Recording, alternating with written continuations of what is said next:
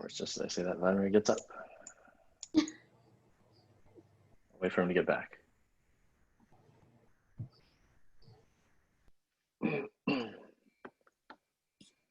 All right. I'm going to call this special meeting to order. A recording and/or broadcast of this meeting is being made at the direction of the board, and the recording and/or broadcast may capture images and sounds of those attending the meeting. We'll take roll since we are once again doing an all-remote meeting. Mr. Talio? Here. Ms. Spicer? Here. Mr. Kay? Here. Mr. Ivanovich? Here. I am here. All board members are present. Move on to D2, agenda approval. Would anyone like to provide comment on the agenda or make a motion to approve it? Moved as presented. Second. Approval moved by Vladimir, seconded by Shali. We'll do a roll call vote. Steve? Yes. Jessica? Yes. Shali? Yes. Vladimir? Yes. Motion passes 5-0. D3, closed session reports. No action was taken in closed session. So we will move right on to E1, reopening for the 2020-2021 school year. Mrs. McGonigal and Mr. Baer will present the teaching and learning portion of the draft 2020-21 reopening plan. This plan is subject to change as state and local guidelines and health orders are changing on a regular basis. LASD is taking a proactive approach to plan for all future scenarios with the expectation and assumption that all districts in the state will receive little additional revenue to operate in a new way. Following anticipated approval of the teaching and learning portion of the draft 2020-21 reopening plan on July 6th, 2020, which is our next board meeting, staff will build out detailed descriptions for the health and safety and facilities and operations portions. Mr. Baer. Yes, thank you. Good evening. Good to see you all. This particular plan has been awaited for some time.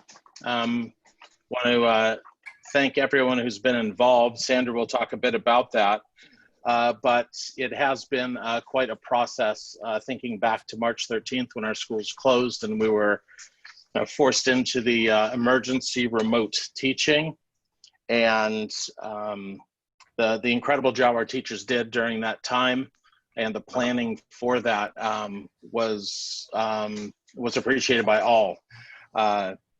And as we look ahead now, knowing that with the pandemic continuing, it will be an atypical start to the school year, right? One we certainly have not experienced before. None of us have experienced this type of start before.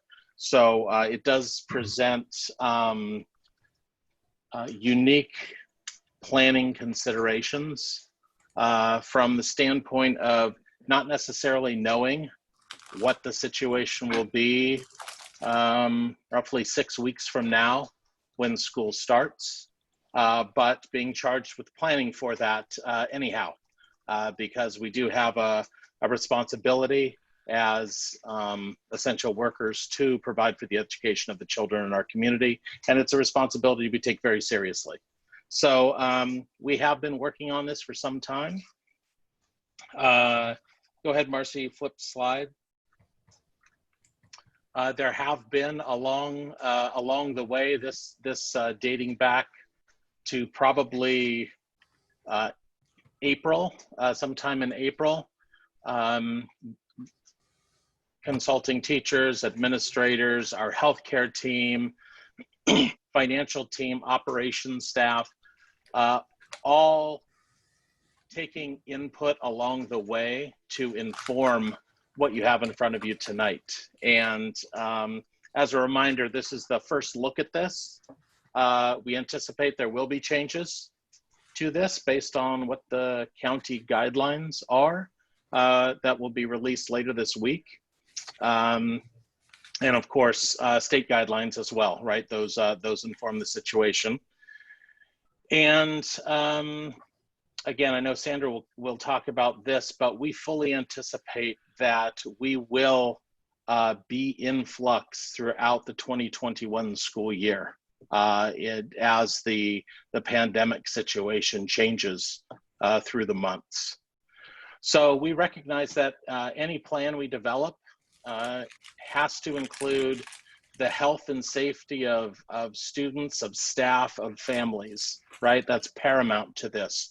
So critical to realize, though we don't have that information yet from the county, the plan, whatever plan we have in place, has to first and foremost attend to the health and safety of our staff, of our students, and of our families. So we will make those adjustments as we hear. You will note that the facilities and operations and health and safety components of this plan are not contained in here yet. As I said a second ago, it's because we are waiting for the orders from the Santa Clara County Public Health Department.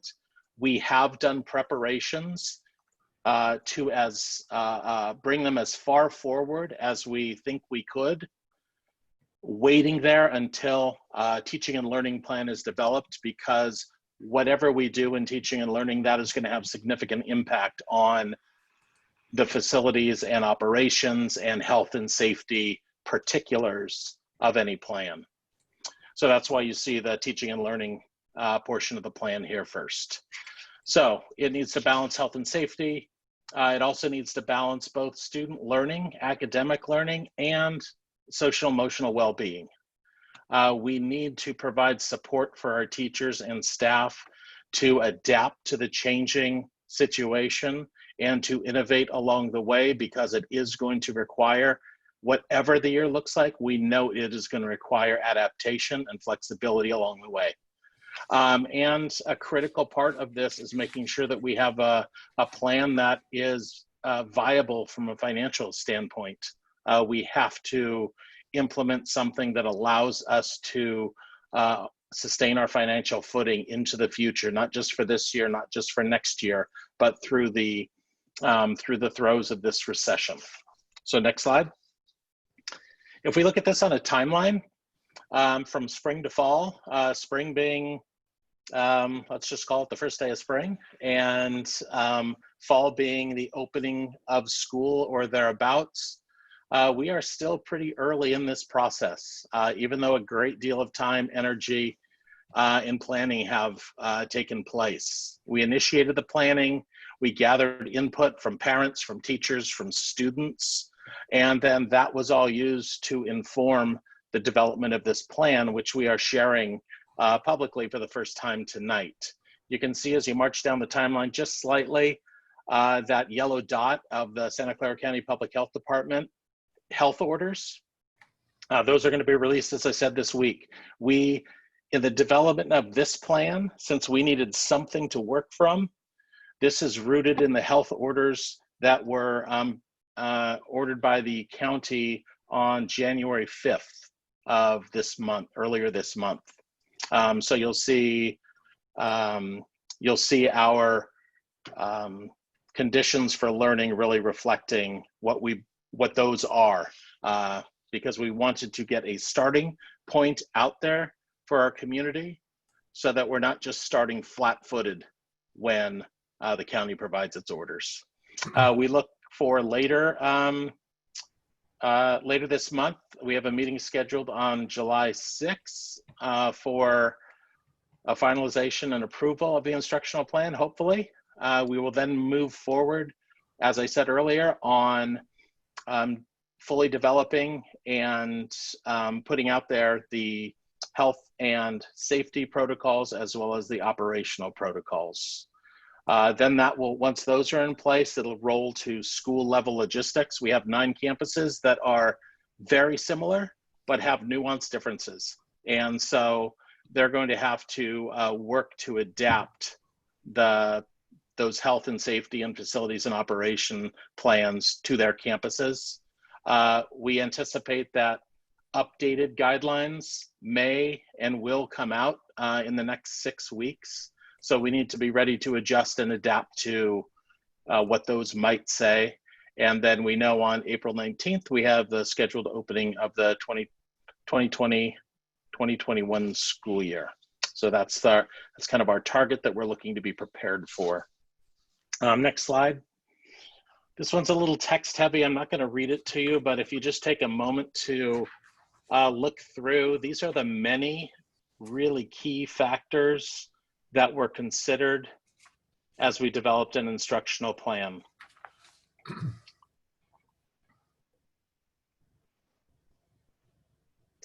And this is such a balance that we are trying to achieve, knowing that health and safety of our students and of our staff is paramount, and also recognizing that there is a need to move forward with teaching and learning in a way that is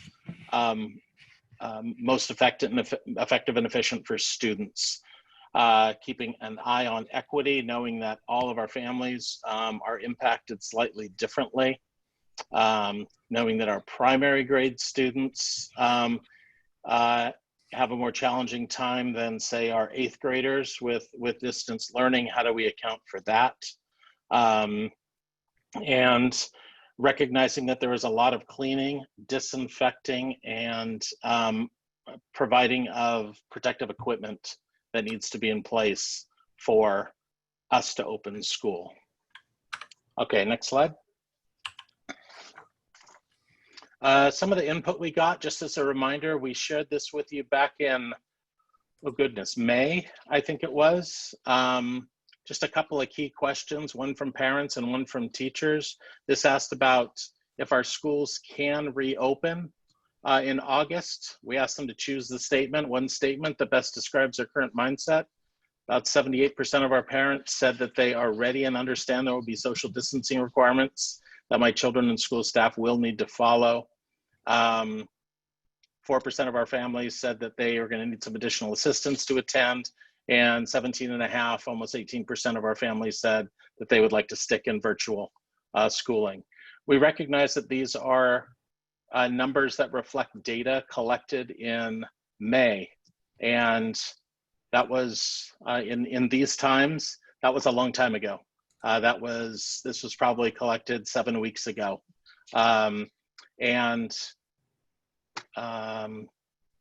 Comfort changes, right? And desires change. And we recognize that that's gonna be true throughout the year, school year, potentially. So Sandra will talk a little bit about what we have in place to respond to that changing need.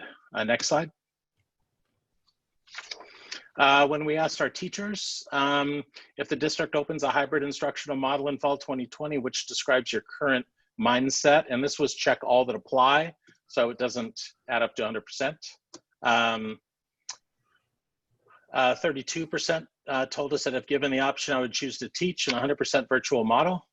Another 46% said if given the option, I'd choose to teach 100% live in classroom model. And then over half, almost 55%, indicated that they'd feel comfortable splitting time between virtual and in classroom. So there's a variety there. And so I think our plan reflects that as well. So next slide. So I just want to emphasize up front, since this is going to be a bit of a process, that we are very aware of the fact that flexibility is going to be key to success for next school year. We think of this as a continuum of instructional options, right? From 100% in person, all students back on campus on a daily basis on the far left, and on the far right, 100% virtual, right? All students at home, online. And those are, I've talked about it as those are the two bookends of this situation. And we are going to this year, if I were to predict, I fully expect we're going to float in between those two bookends during the course of this school year. And we're going to exist in a situation which I'll call blended, where we have a portion of students on campus daily and a portion of students at home.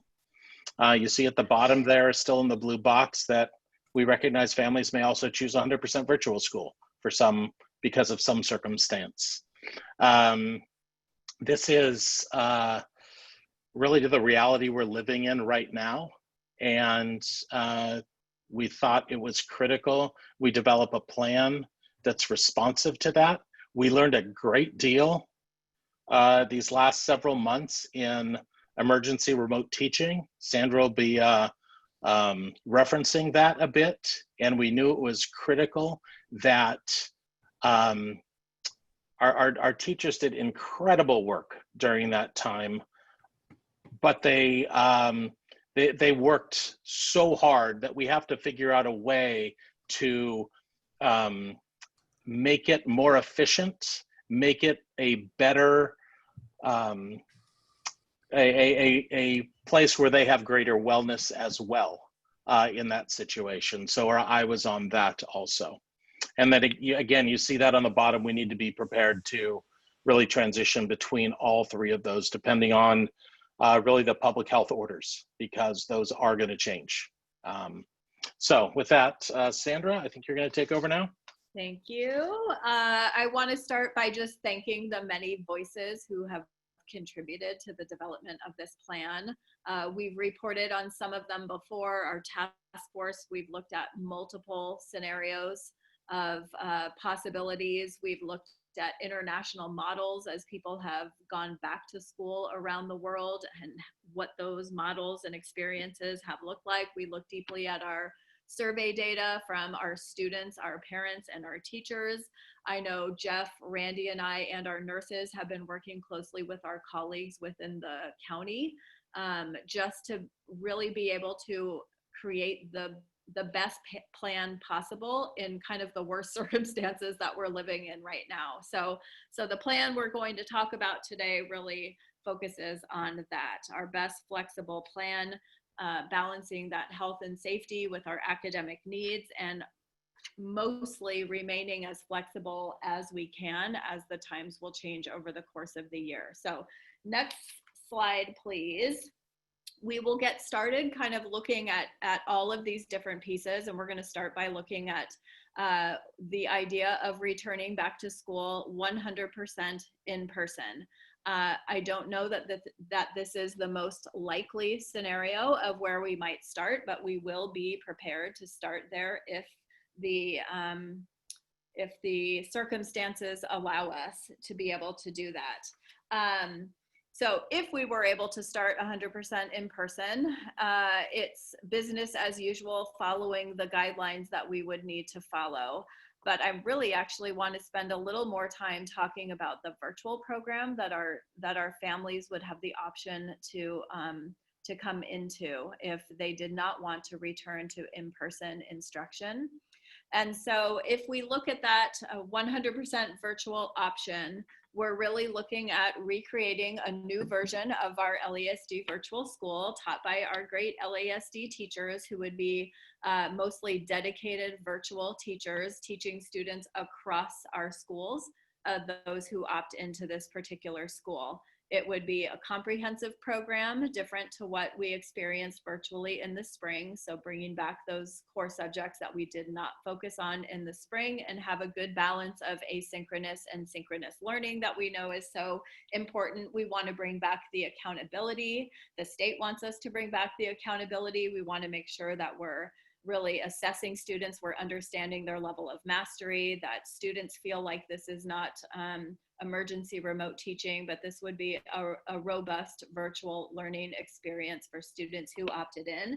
It's important, and I know Jeff will talk about this towards the very end, but as we figure out who wants to opt into this program, it's important that parents understand that it's not just a revolving door necessarily, that they can't opt in on Wednesday and then decide on Thursday that they'd like to go back to their home school, because we really need to have a time period. So we're looking at kind of commitment for 6-week chunks of time, so that we can make sure we're adequately staffed at our school sites, that we have the space that's necessary and the cleaning protocols in place, and all of those different pieces that will be important. So it is important for families to know when they kind of get that survey that Jeff will talk about later, that they understand what they're opting into. And while we do, certainly we would want to, if a family changed their mind and they wanted to come back to our in-person school, that we would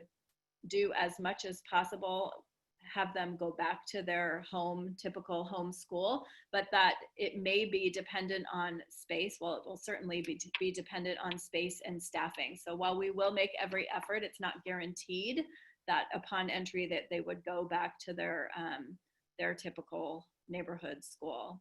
Next slide, please. So that is really talking about what if we started the year, everybody in person. Now we're going to flip gears and kind of go to the other end of the bookend. Also, this is not how we hope to start the year, but we will be prepared to start the year in 100% virtual capacity if that's what is required by the circumstances of the county. So next slide, we'll look a little closer to that, into that. So if we did need to start the school year 100% online, we would assign students a teacher from their home school. That's important. We certainly heard loud and clear from our students and our parents that they want more live required opportunities for kids to engage when they are learning virtually or digitally. So we want to make sure that we have at least 2 hours a day of that live synchronous time that's required for students in a combination of whole class and a small group, which is really much more impactful in that live timing. Students will be engaged in self-paced learning plans. We'll talk a little bit more about that in all content areas, and that's kind of the continuity that keeps them going between the live experiences. We know teachers need to be available to answer questions as in kind of those office hour times. And for students, if we had to start in online instruction, that students with IEPs, that virtual IEP services would be virtual like they were in the springtime. Next slide, that was really looking at TK6. If we look at our junior high schools, some of the biggest feedback we heard, not only from students and parents, but from many teachers as well, was that our junior high students, many of them struggled with having 7 periods a day virtually.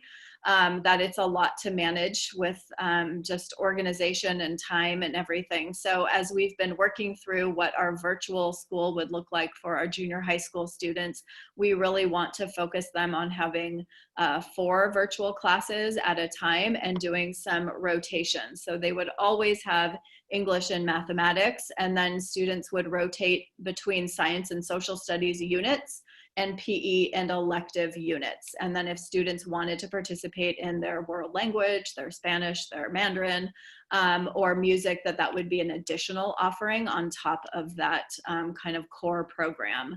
And again, we definitely heard from our junior high families that the idea of required live meets are really important. So we would make sure we had that.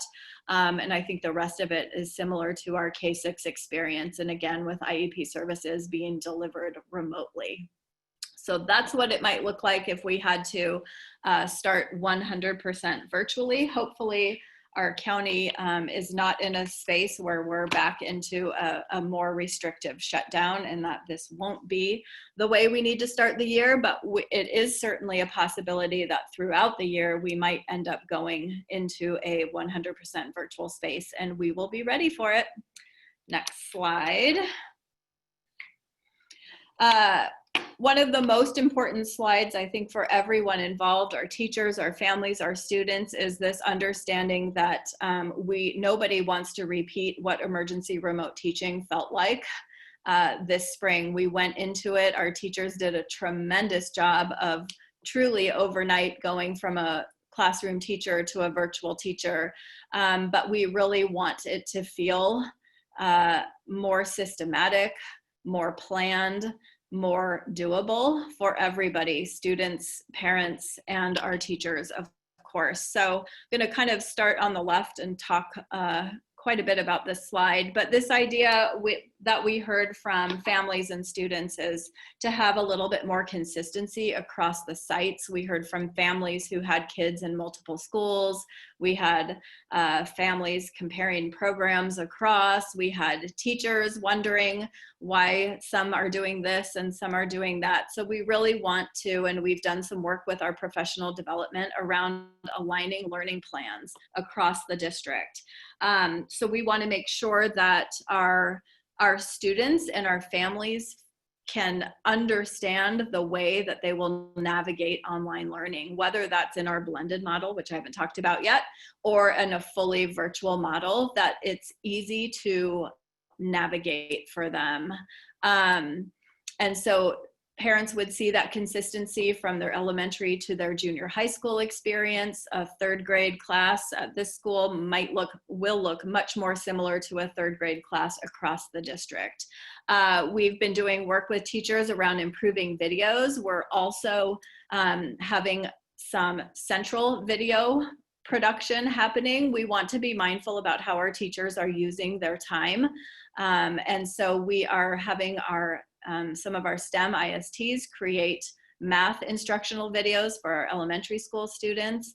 We're working with Teachers College with our reading, writing, and phonics curriculum, and their expert teachers are developing videos for that asynchronous video instruction. So while students might not always see their homeroom teacher as that short, direct instruction video, the quality will be outstanding, and it will allow our teachers to focus their energy where it can best be served.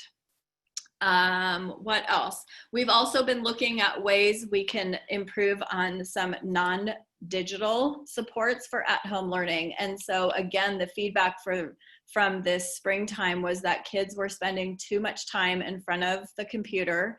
And so how might we support students who either opt into that virtual program or during their at-home days in a blended model by sending home their reading notebooks, more books on a regular circulation basis, math manipulatives, PE equipment, art docent materials, or living classroom materials, things for them to do off of the computer to support those at-home learning days. And then we'll be system-wide looking at Google Classroom as our main learning portal. Our primary students may still use a little Seesaw and what have you, but having that system-wide space for our learning management system.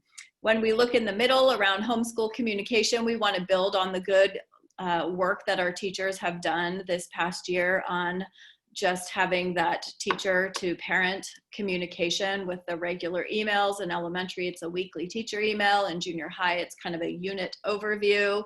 We know we need to bring back greater feedback on student performance while we are in this virtual space or blended space. And we certainly want to go back to our mastery grading so students understand how they're doing related to the expectation for learning. So those will be coming back in the fall as we go into our blended or virtual model. And then lastly, we want to make sure that we are offering a more comprehensive curriculum. You'll remember in our elementary schools, we really focused on ELA, English Language Arts and Mathematics. We're bringing back science and social studies as required subjects. We're bringing back PE as a required subject, and music. We're kind of bringing back all of those important specials that kids love as a part of their school day.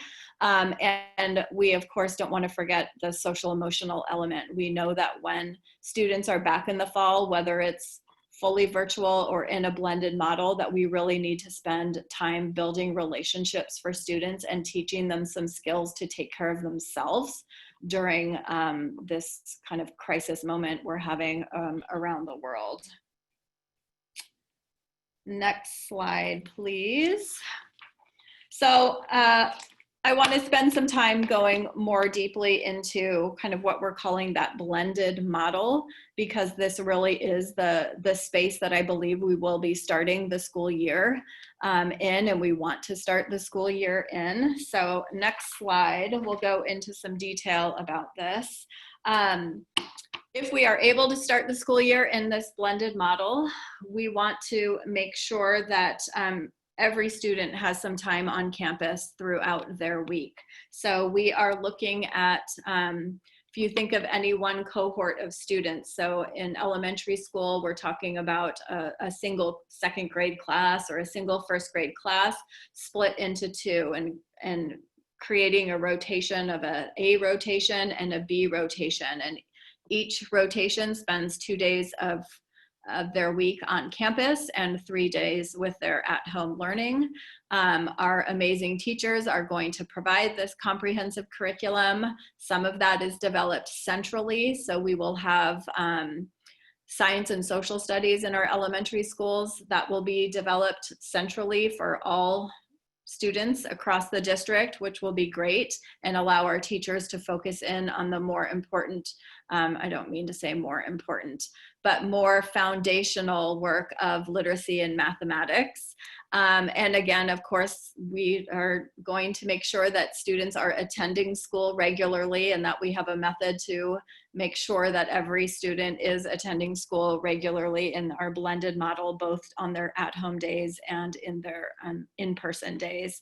And go back to our mastery grading in a blended model. Again, if families are not comfortable or cannot because of medical reasons, sending their child onto campus for a blended model, that they will have that option of virtual school that we talked about earlier. Next slide. We'll go a little bit more deeply into this model here. And if you look at our two grid, this could be all of 7th grade at junior high divided into A, B. This could be an individual class divided into A, B, but you would see that our A students are attending school on Monday and Tuesday in person, and Wednesday and Thursday and Friday are their online at-home learning days, and then the inverse for group B. We've talked about ensuring that siblings are coordinated across schools from TK8. We want to make sure that our teachers have time to really connect with their students who are not in person at any one day. So we're looking at a school day that ends just a little bit early at 2 o'clock to allow teachers some time after that 2 o'clock time frame to meet with students who are on their online virtual day. What else do I want to say about this?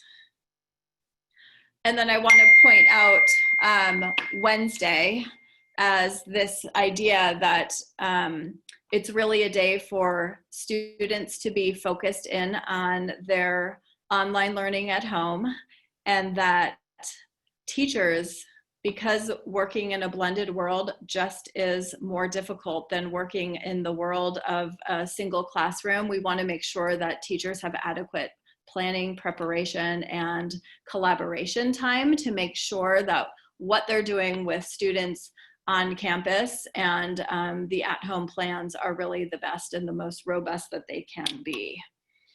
And we know that our teachers value that time as well. Next slide.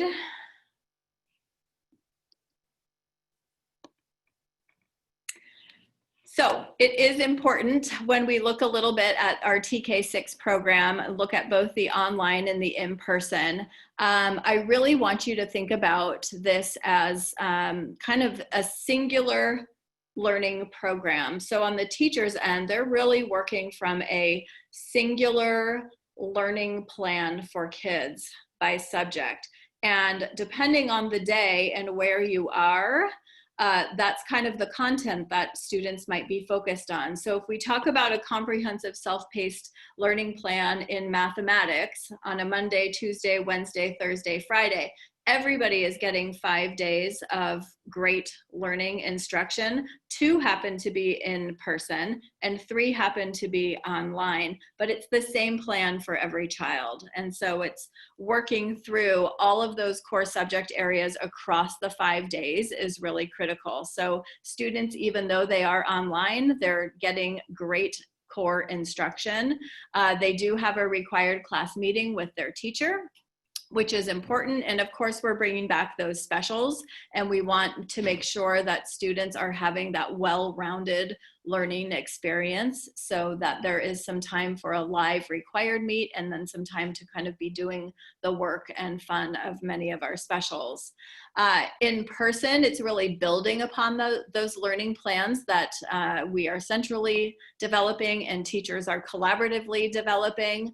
And it's really building upon them in ways of doing all the great things that are more difficult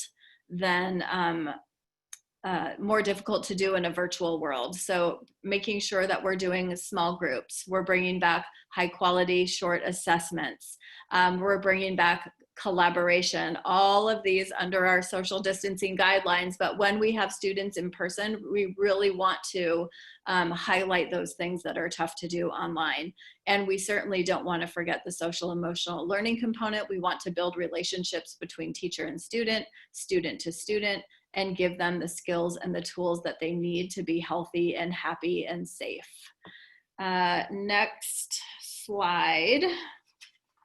So if we look more specifically at a sample schedule, and I'm going to emphasize the word sample because this truly is a sample and it might look very different come August, but let's talk about, this is a 4th grade student on rotation A in the blended program. So because I'm in rotation A and my siblings are in rotation A, we're going to come to school Monday and Tuesday for our in-person learning days.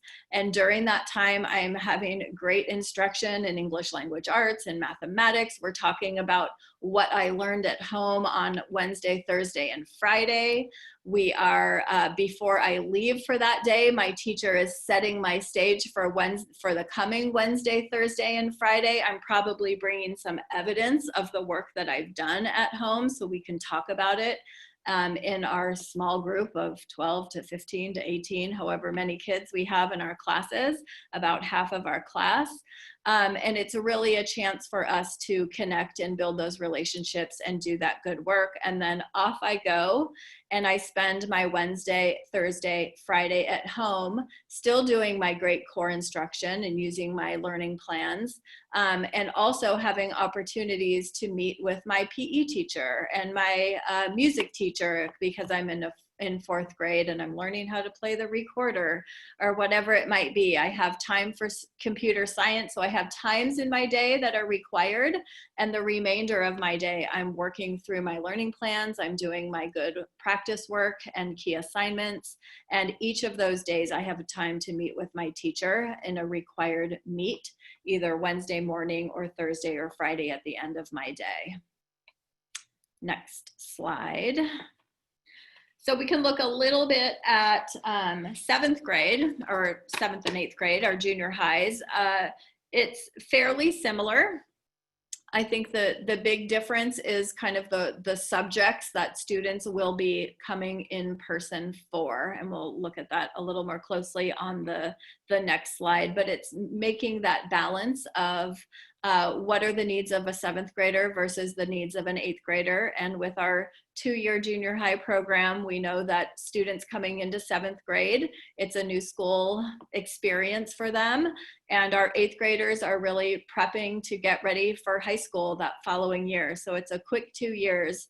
And both groups have slightly different needs, which is why the plan is a little bit different for each of them. So our 7th graders, we're really focusing on English, math, and then a science and history rotation, and an elective wheel. If we are able to bring students back on campus in a blended model, it will be a challenge because of the stable cohort concept to have students out at their selected electives. So we've really talked about having 7th graders have an elective wheel.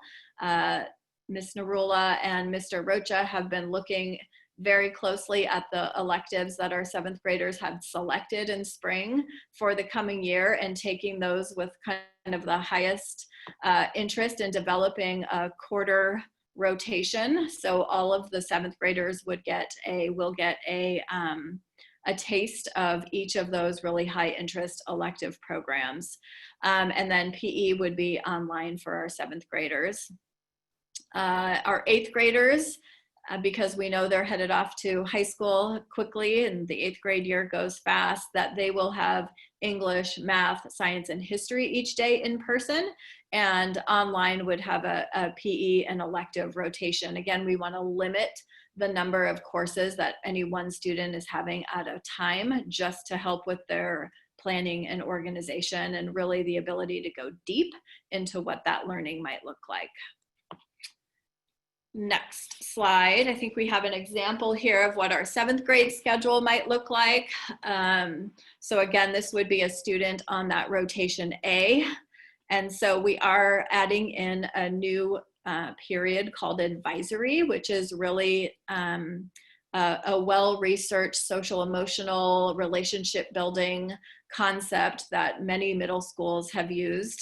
And so I know our junior highs are working on developing an advisory program, but it's a time for kids to connect, especially for our 7th graders. We want to make sure that they have that intro to 7th grade. They understand the big differences and how to navigate their junior high world compared to their elementary world. So their day will start with advisory, and then they'll go through their 4 periods a day. And then the remainder of their school week, they would be at home learning online using those virtual learning plans, continuing with their 4 in-person periods in a virtual space, and then also having their time for PE and their elective class and those online courses with a required daily meet as well, each of those days that they were online. And that could be with their advisory teacher, it could be with one of their core subject teachers. Next slide. We certainly have not forgotten our students in our special populations, and it's important to understand that their needs might be a little bit different than our typical students.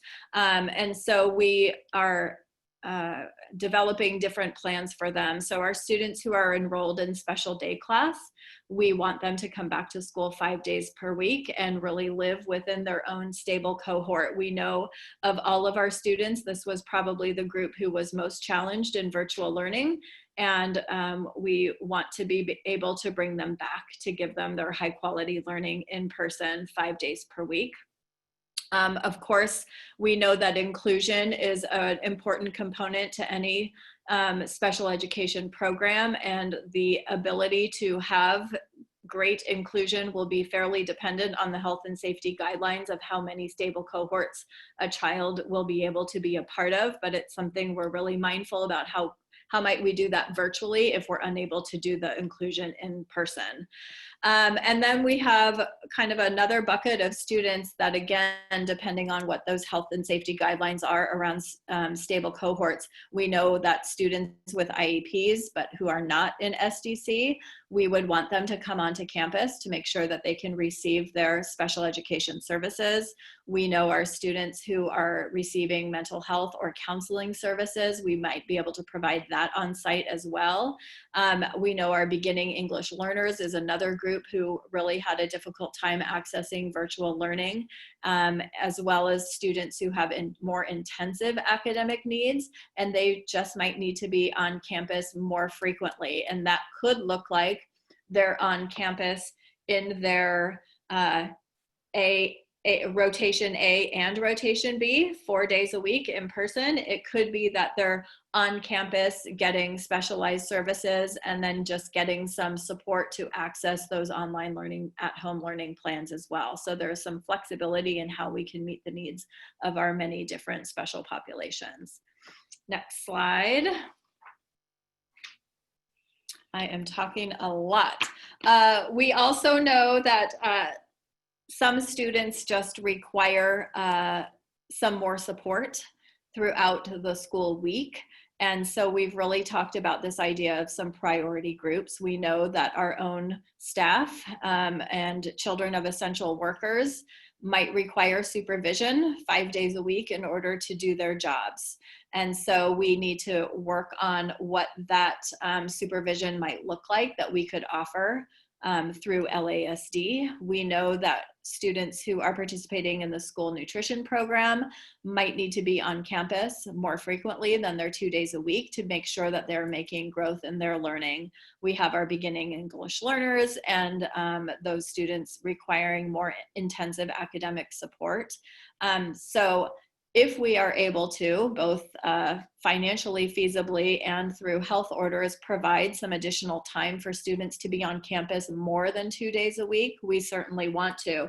We know another group, and I think it was on one of the very early slides, when we think of a blended learning model where students are coming 2 days a week, I really see that as a minimum of what we hope to be able to do. And when we think about our TK students and our primary students, that is another target group that we want to get back on campus closer to 5 days a week as soon as we can, because we know that they have the least independence with virtual learning.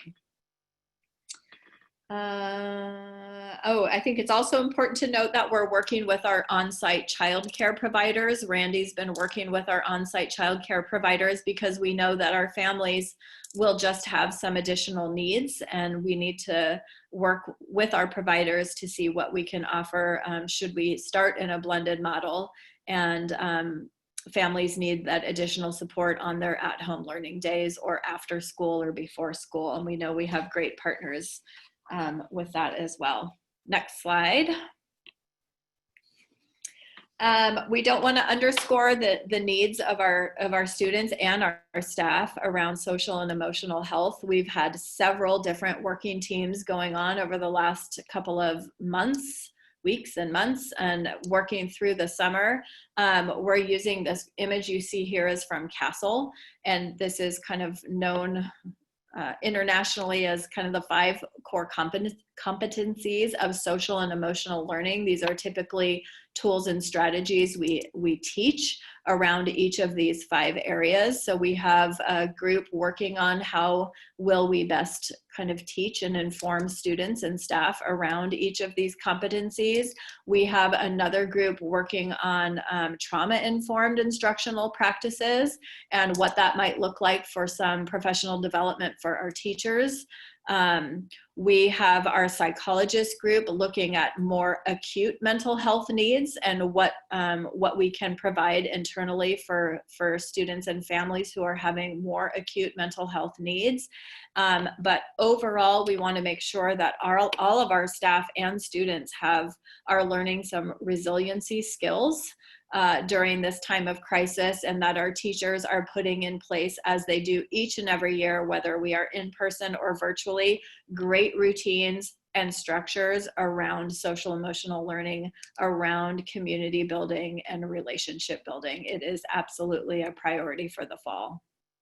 Next slide. I think I'm getting close to my last slide. We know all of this. There's not a whole lot to say here, but we know that technology has always been a critical tool in the always, but the technology has changed. But we know that in a blended or virtual world, it's more important than it ever has been. And this spring, we were able to make it happen by giving Chromebooks to those families who needed it, giving hotspots to families who needed it. But in the fall, we really need to look at a one-to-one model to make sure that every student nobody has to wait for somebody to get off the computer to start accessing their learning. Because we are offering a more comprehensive program, that one-to-one access to a device will be really critical. So we'll need to partner with our families and our communities and figure out a way to make this happen, but it is really a high need for everybody to be successful in the fall. Next, Mr. Bayer. So thank you, Sandra.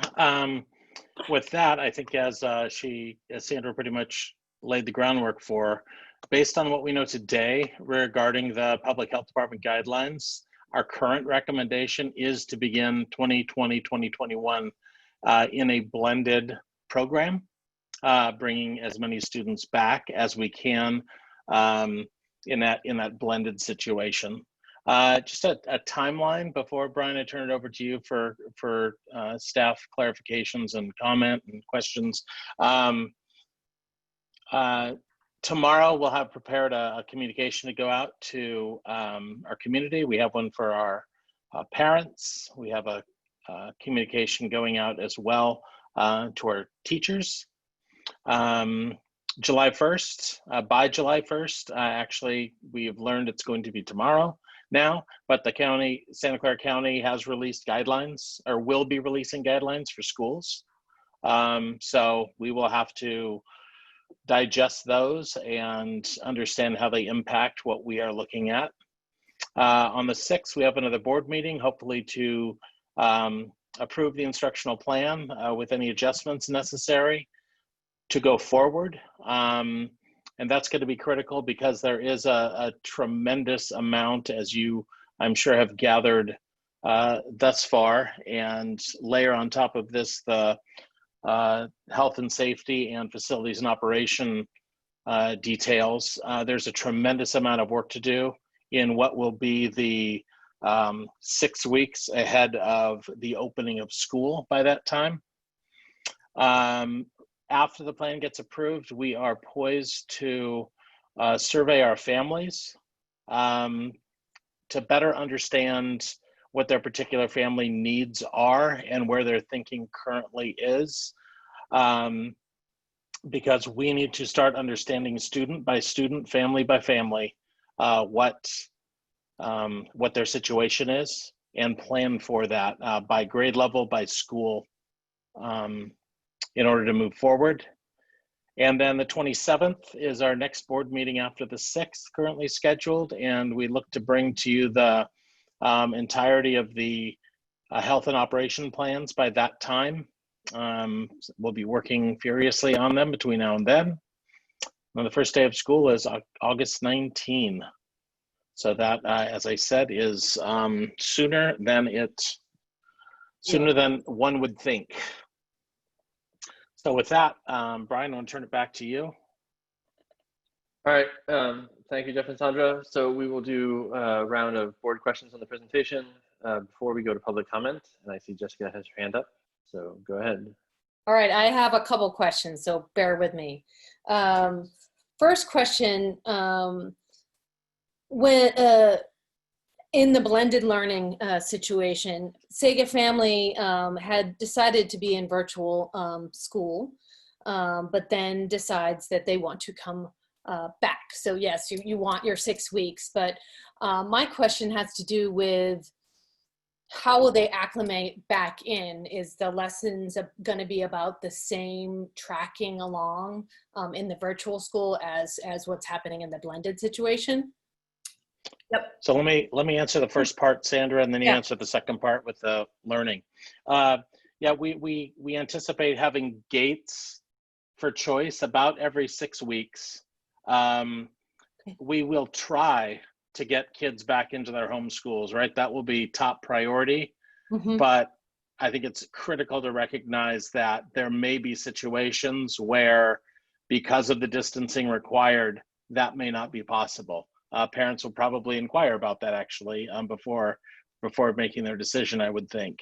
So about every 6 weeks would be the cadence there. In terms of acclimation, Sandra, with learning? Yeah, so with learning, we've talked with teachers just about the need to have more alignment around our scope and sequence over the course of the whole school year, but most importantly at the beginning of the school year as we're kind of getting adjusted into what our new reality will look like this year. The learning plans should be very similar, if not identical, across whether I'm in virtual or whether I'm in a blended capacity. The teachers will be different. The videos might be exactly the same, but we've talked with teachers about, we know that we're going to have to flex in and out, and that learning plan is going to be our constant.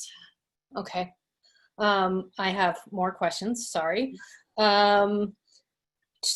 So you mentioned it a little bit when you talked about the 7th grade, their sample schedule. I'll emphasize sample, but the 2:15 meeting for the days that they're at home, not Wednesday, but Thursday or Friday or whatever. You said that would be would they be assigned a certain teacher that on a given day? I was a little confused on that because they do have a bunch of different teachers in 7th or 8th grade.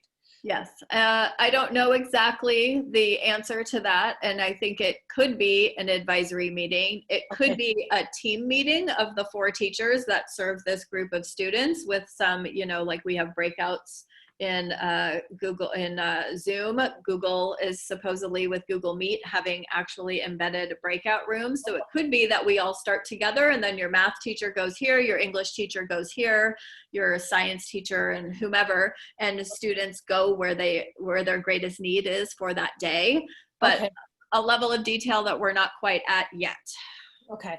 And I guess along those lines, the the afternoon meeting for the TK through 6, that is a time where, are we expecting the kids to come in and ask their questions from their learning plan that day? Is that what the expectation of that meeting is? I think there's some of that. There's an opportunity for that. It's also a chance for teachers to reinforce kind of the key learning that students should be doing during that virtual time, to clarify, to maybe do some quick directed teach or reteach of something like that. It could be looking at a student sample of work and talking about that.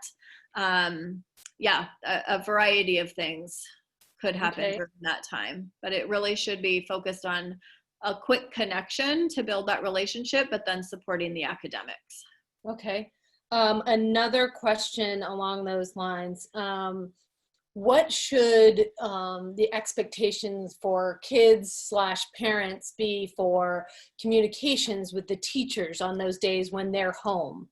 I think it's important. It's an important thing that we've set expectations at this point. So. Agree. So our teachers are going to be working directly with students from, 8:30 until 2. I don't want a teacher sitting on their computer answering emails. So creating a system where students who are working virtually during that time have a chance to pose a question and perhaps even get it answered by a fellow student, right?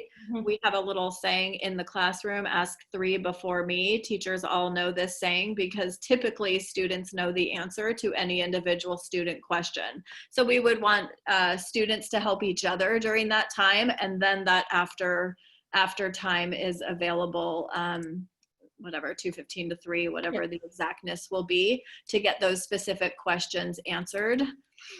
Okay.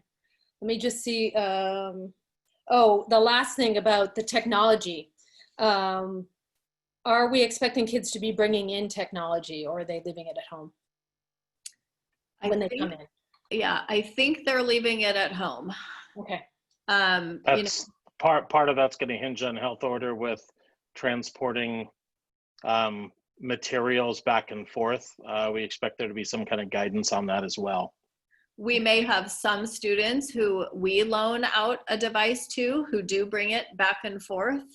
But I do not expect, after having talked to our IT department, that we'll be asking students to bring your iPad or your MacBook or whatever your home device is into school. Okay. We have devices on campus to be able to accommodate those needs. Great. I think that is it for my questions now. Thank you.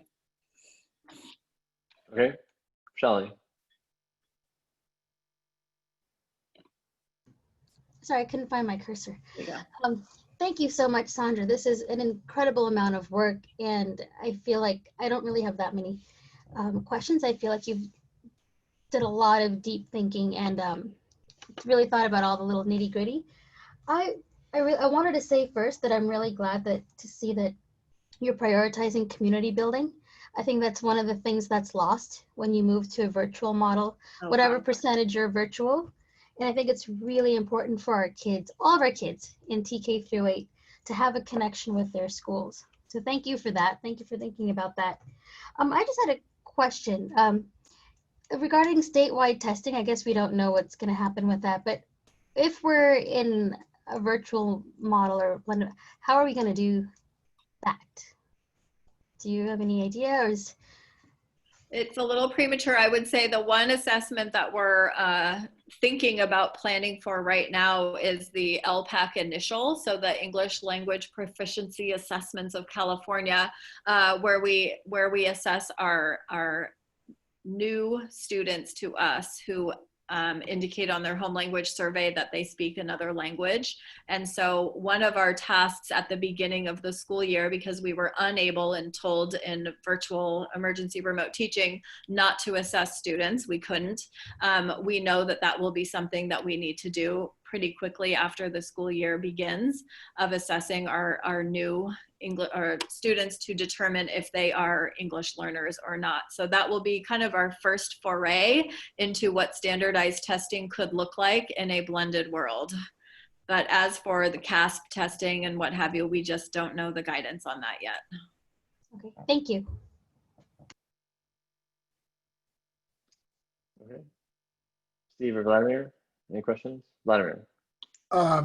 So Shally, parents always have the option of opting out, you know, and I would urge that to as their first choice.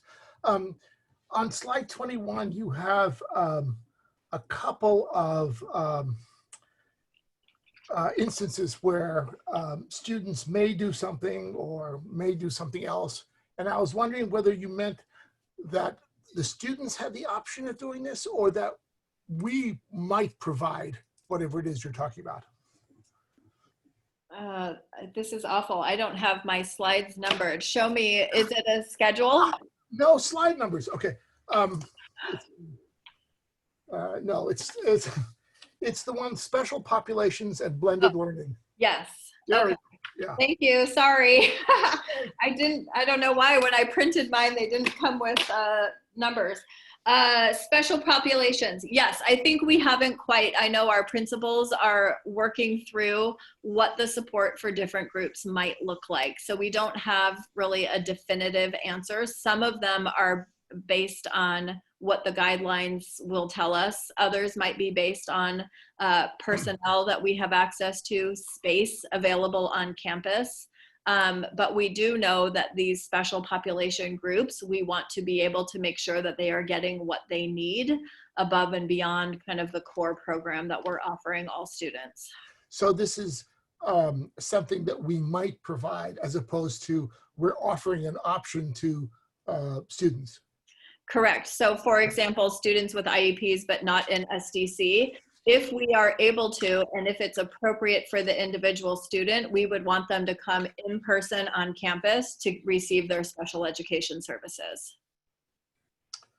Okay, thank you. I'd like to echo what Shally said. This is a tremendous amount of work. It's only the beginning. Yeah. So you're sentenced to do an LCAP later on. Thank you for your work. Same acronym, but a new definition now. Yes, I know. And Vladimir, I would like to just clarify, parents cannot opt out of the LPAC. They can opt out of CASP testing, but parents cannot opt out of the LPAC testing. Okay, all right. Just to clarify. That's fine, thank you. One thing I'd like to add is, from personal experience, it's really important to have each class have information in the same spot on whatever tool you're using. Yes.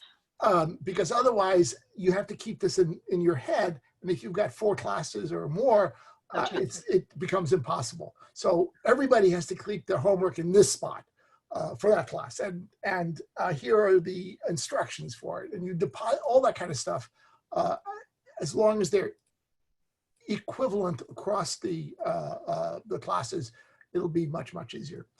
That's the only other comment that I had. Yep. Thank you, Sandra. Agree. Thank you, All Jeff, right. too. I'm sure you helped somewhat. Steve, any questions?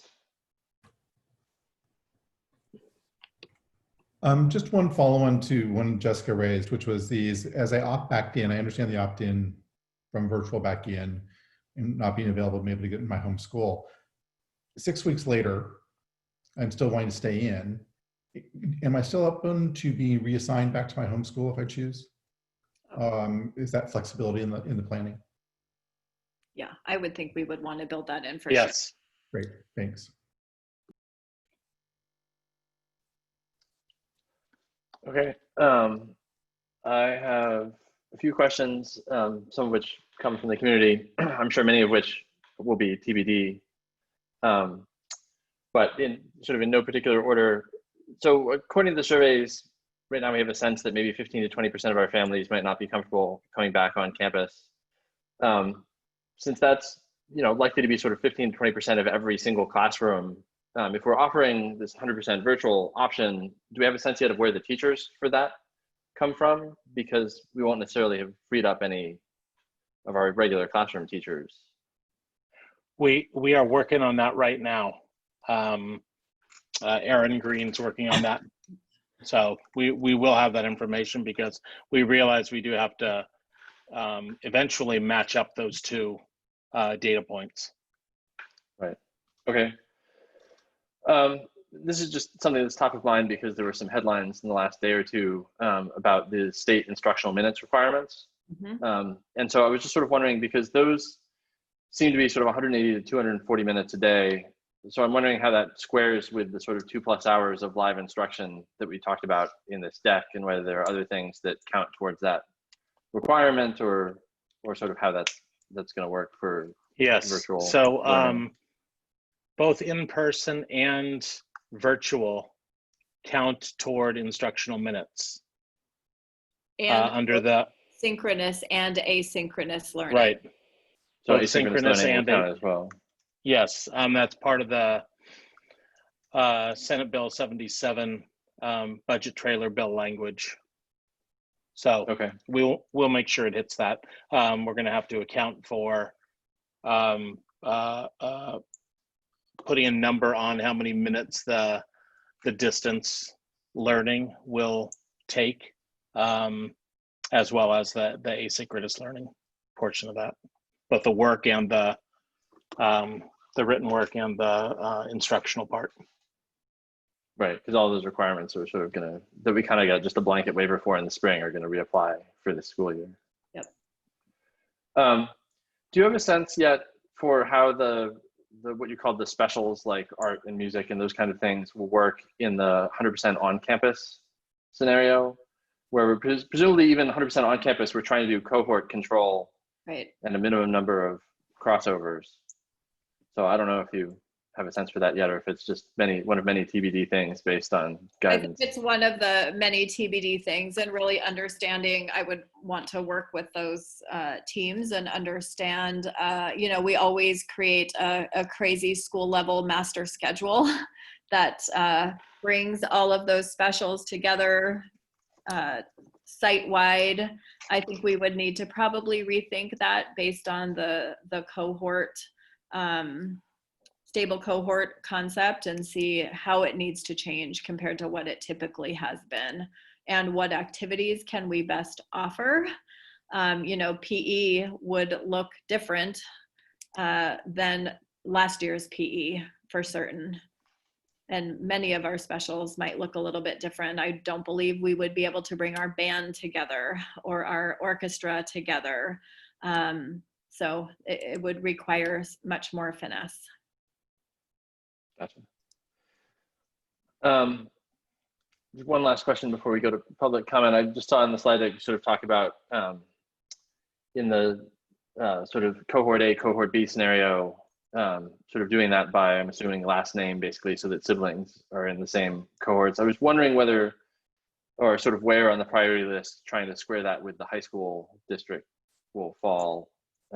Obviously, we can't necessarily control what they do. We don't know if they're thinking about the same things, but I know a lot of families there who have high school students and students in LASD. One of their first questions is going to be, can I make sure that all my students are on campus the same days, so that my high schooler can watch my elementary school students when they're not on campus, kind of thing. So Jeff, any sense there, or another TBD? We can certainly check with the high school district. I don't have a sense at this point. Sandra, I don't know. I don't think you've heard anything either But we can certainly check with them and see where they're headed. Okay. Any other pressing board questions before I open it up for public comment? I don't see any. So, all right, we will now take public comment on this agenda item. To comment on this agenda item, members of the public should use the raise hand button if using the Zoom app, or press *9 if using your phone. Your name will be announced when it is your turn to speak. Prior to providing your comment, please be sure your microphone is on.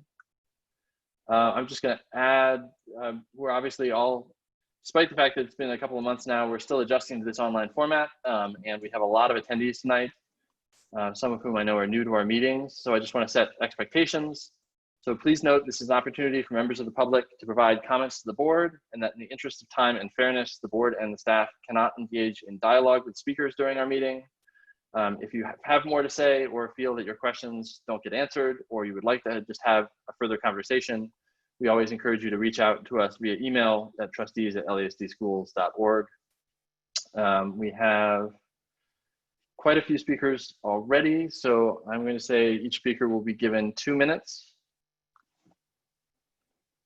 today. And I think, Marcy, we are ready when you are. Hey, I would like to apologize in advance if I mispronounce any names. So our first speaker will be Mariana Navaroniak.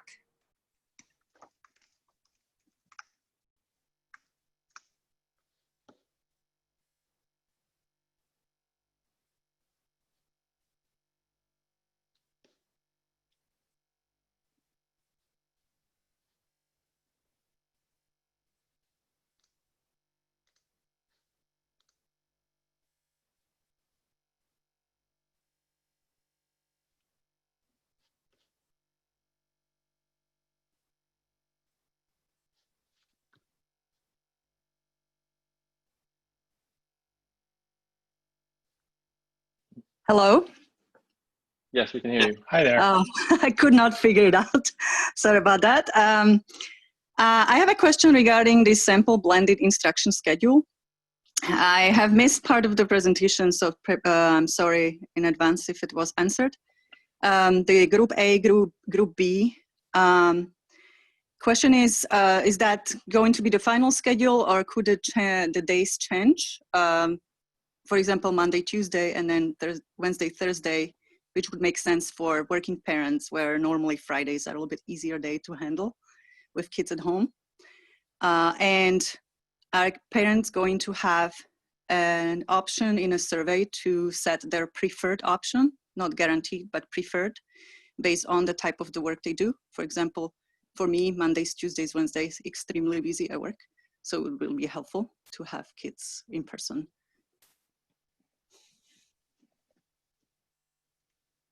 That's it. Okay, thank you. Next speaker. Our next speaker is Santosh Survanasan.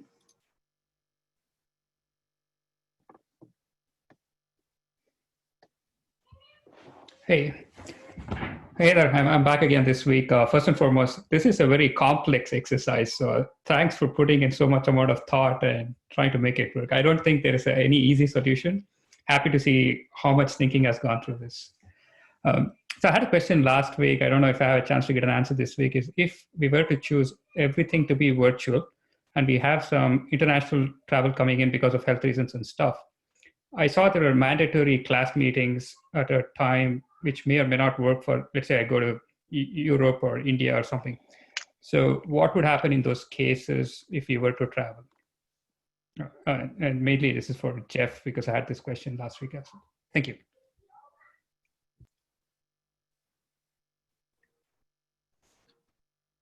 Thank you. Okay, our next speaker is Amy Wang.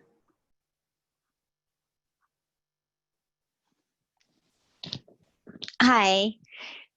First of all, I just want to say thank you so much for, I don't see my timer. Is the timer on? Okay, thank you. I want to stay true.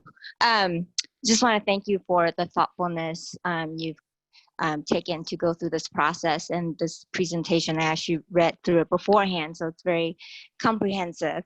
I have 3 questions. One is, given that you know some families will choose 100% virtual, how will you leverage videos, even for those who are, even for situations where you could be in person, either in a blended model or 100% in-person model, so that you can leverage the materials, and that when you go from in-person to blended, it won't be as jarring for the teachers and the students.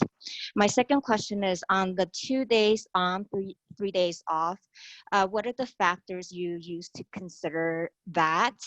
Whether you've looked at other models. I know some international schools in Singapore are doing 1 week on, 1 week off.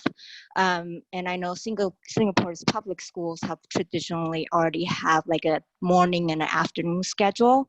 So whether those have been considered, and what are your thought process in deciding which model to use.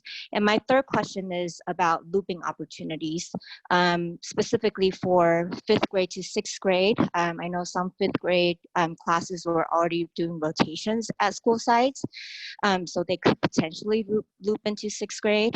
And then for teachers who are shifting grades, will there be options for their current students to loop with them?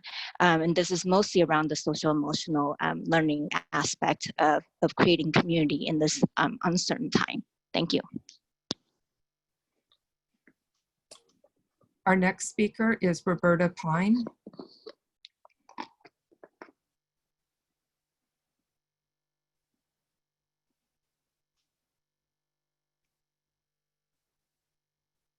Unmute. All right, good evening. You can hear me. I am Roberta Pine, the Los Altos Teachers Association bargaining chair, and I just want to thank you for the thoughtful process that we're going through.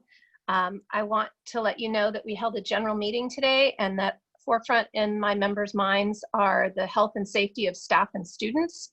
It is our highest priority.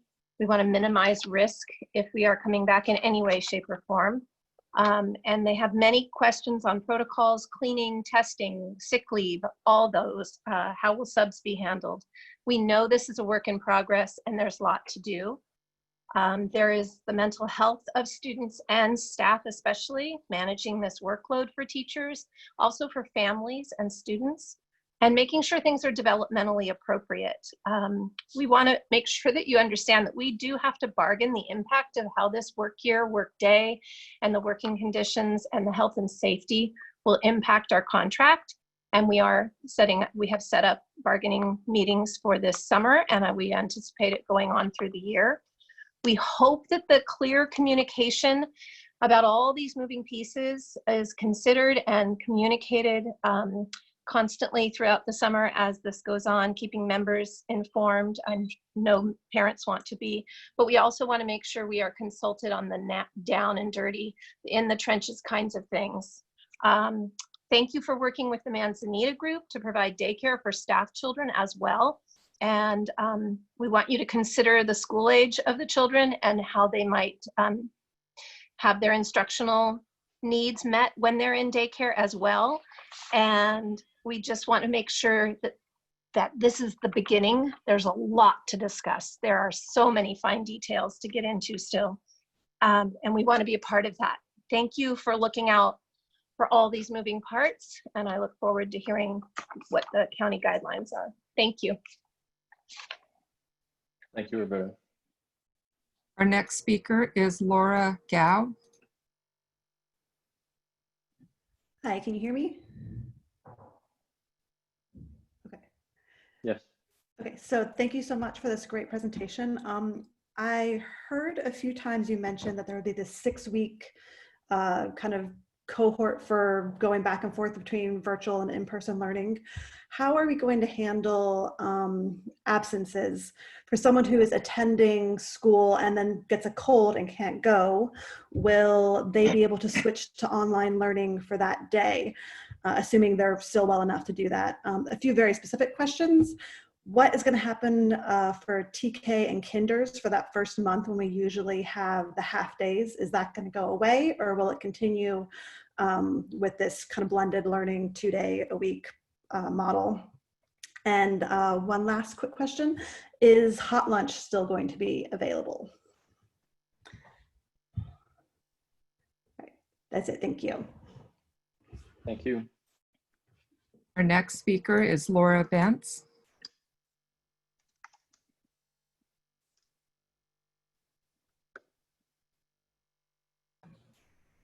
Hi, can you hear me? Yes. Thank you. I am Laura Phillips Jaffe now. I went to district schools, Hillview, Covington, and Los Altos, as my children also attended school. And now I am teaching TK at Springer, and I love it. I appreciate the work and extra time that everyone, teachers and administration, are putting in to figure out a plan, even though we're uncertain how this plan will play out and it could change. Whatever we do going forward, as Jeff stated, physical and emotional safety comes first, and this includes sustainability. This is a novel approach. We've never been asked to create and present content in such a way. We've also never been dictated to as to how to present material to our students.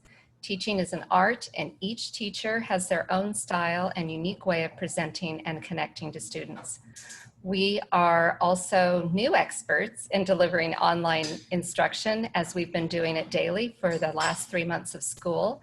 And we need to be a closer part of what this new plan entails. The new plan hasn't been tested, and we are asked once again to be adaptable, flexible, and put in the time needed to deliver instruction.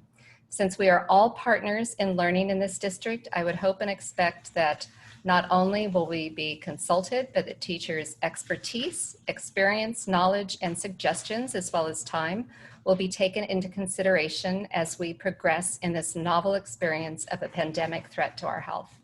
Thank you. Thank you. Our next speaker is Sharon Warner. I hope you can hear me. Yeah, Sharon. Thanks. I do want to thank the board and the district for their thinking on all of this. It is, again, a brave and scary new world. Like others, I'm quite concerned about the safety and health of both staff and students. There's currently neither vaccine nor reliable treatment for COVID-19. I am a believer in social distancing, masks, hand washing, etc., to help decrease the possibility of the transmission. But I really hope that the district takes seriously how they can truly ensure compliance with that. And I know that you're looking to the county for guidance, but I'm also concerned about the workload for teachers. I can certainly understand that having, for example, 12 students in a class rather than 25 can be helpful for social distancing. But from what has been described, it sounds as though the teachers would need to provide 4 days of on-site lessons and 5 days of off-site lessons. I'm very concerned that the district may be over or underestimating the amount of time it takes to make the lessons. Egan and Block CC8 teachers have actually met over this summer trying to devise and follow the Los Altos School District proposed learning template. This has taken an inordinate amount of time. It's made doable because we've chunked it out and we're each doing parts of it, and we're still not done. And that's just for one unit.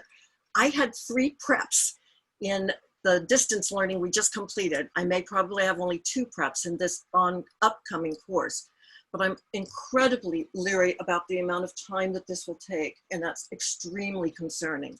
I do understand the board must navigate both elementary school and middle school concerns. Please understand, I'm speaking strictly on behalf of middle school.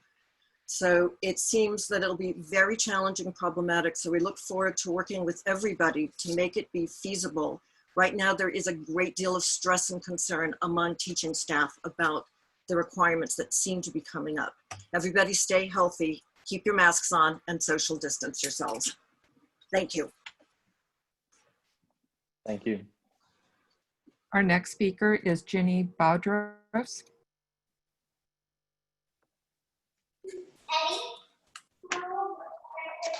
Hi, thank you. Yes, I have a few questions. Number one is, as far as the survey around preferred format that was sent out a few weeks ago, I'm curious as to what percentage of the school family population responded back to that survey. And then also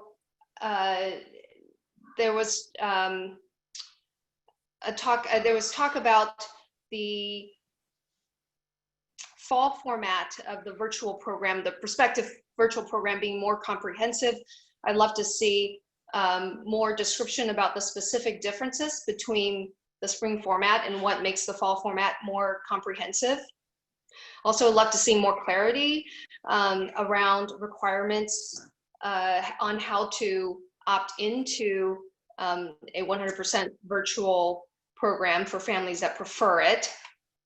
I also have a son that requires daily interaction with nurses, so I would love to see also information about staffing around nurses in the district and how their shifts will be. Will staffing still remain the same, or will it be increased or decreased?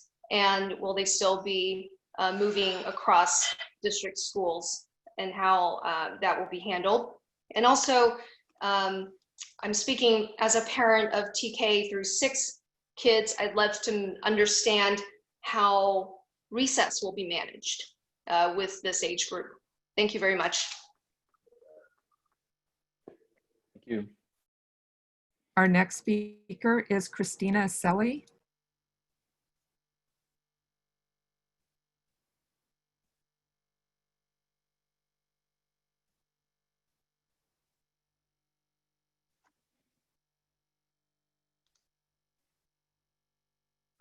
Christina, it looks like you may need to unmute yourself.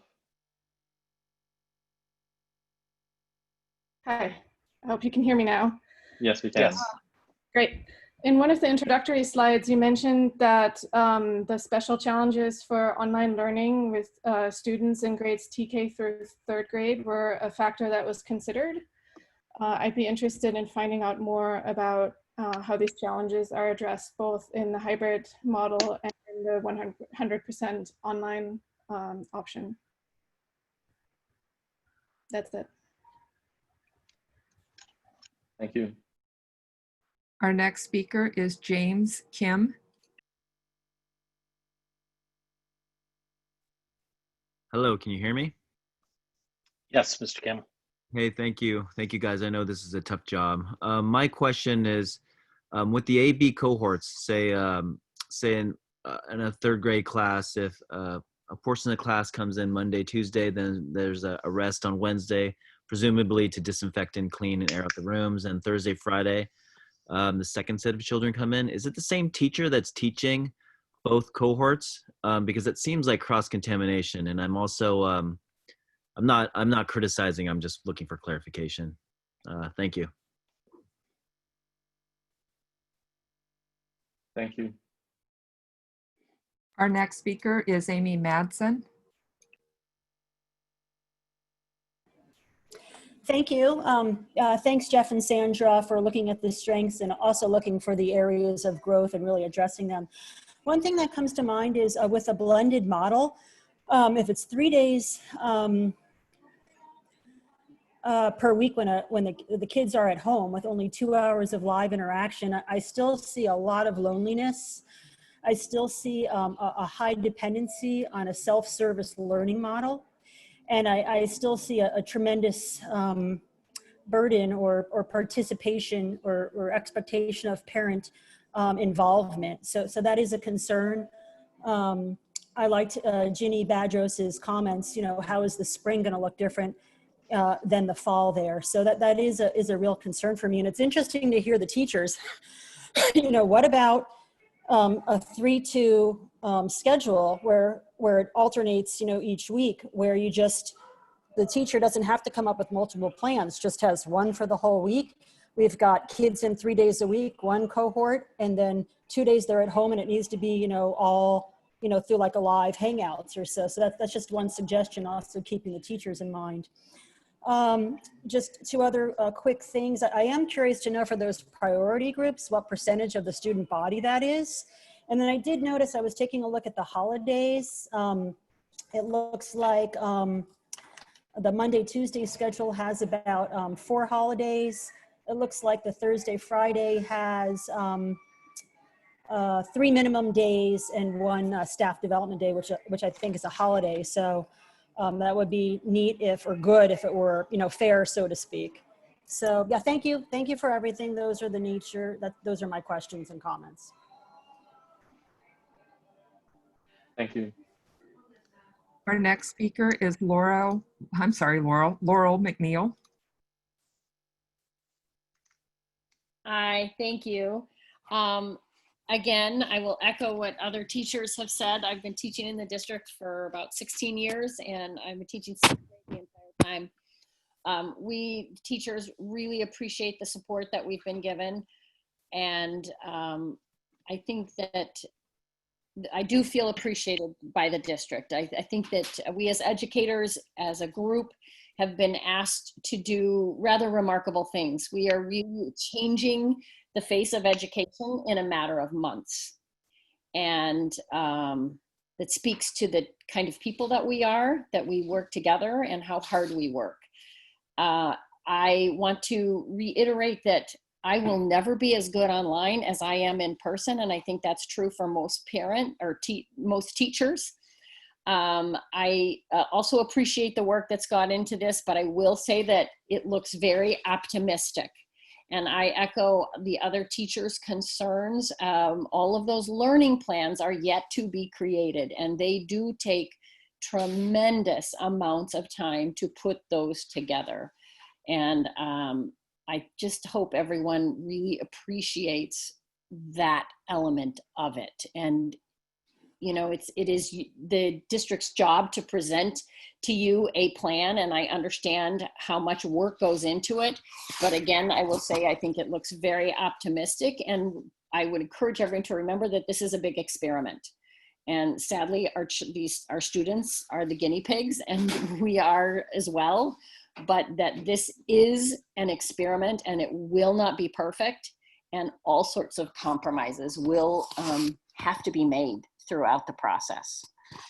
But know that the teachers are in it. We never give up, and we always keep trying, and flexible is our middle name. Thank you. Thank you. Oh, I'm sorry, Brian. Our next speaker is Natalie Cannon.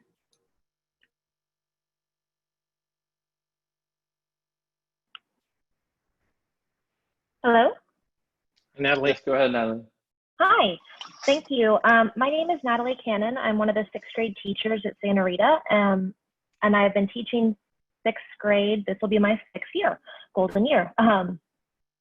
Thank you to everyone for all the work that's been involved. I can't imagine all of the decisions and conversations you're having behind the scenes.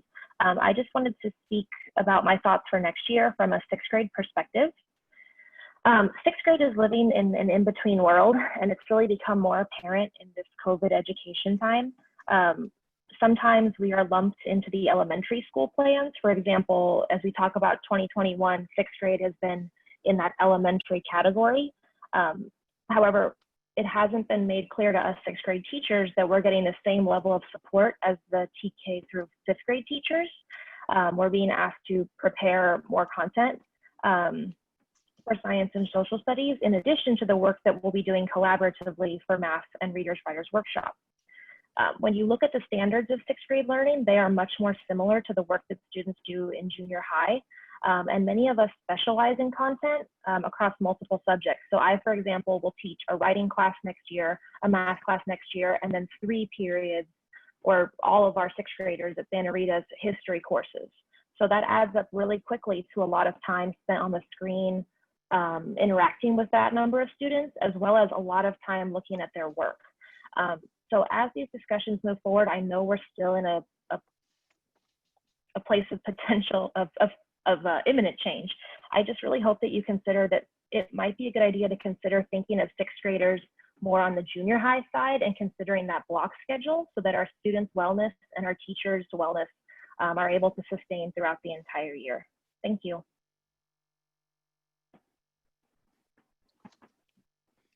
Our next speaker is Megan Greenbaum.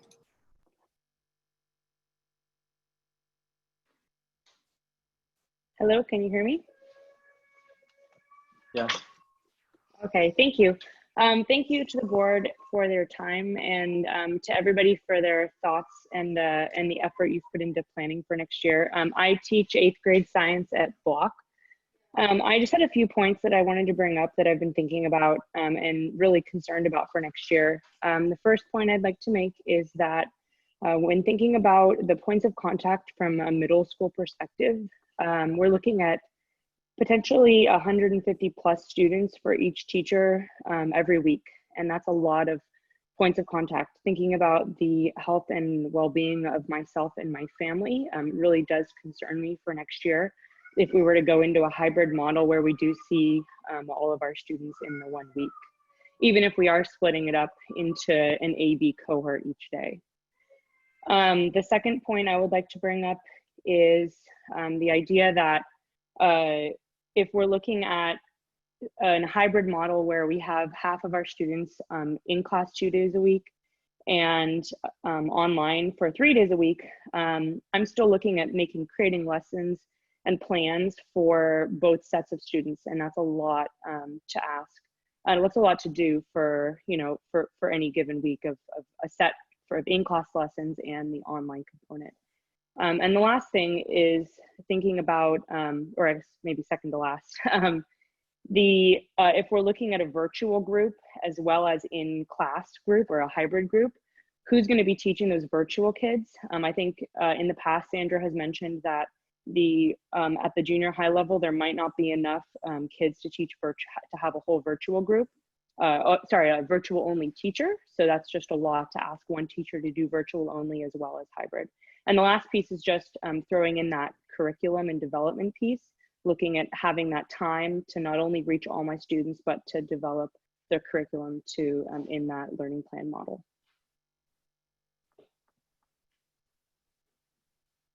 Thank you. Next speaker is Jennifer Schiff. Hi, I want to thank everybody for all of the effort that went into putting this together. I definitely really appreciate it. I just had a couple questions. I know usually that there's a lot of thought that goes into kind of building a classroom. And so I'm just wondering, does the kind of notion of a classroom kind of fall away?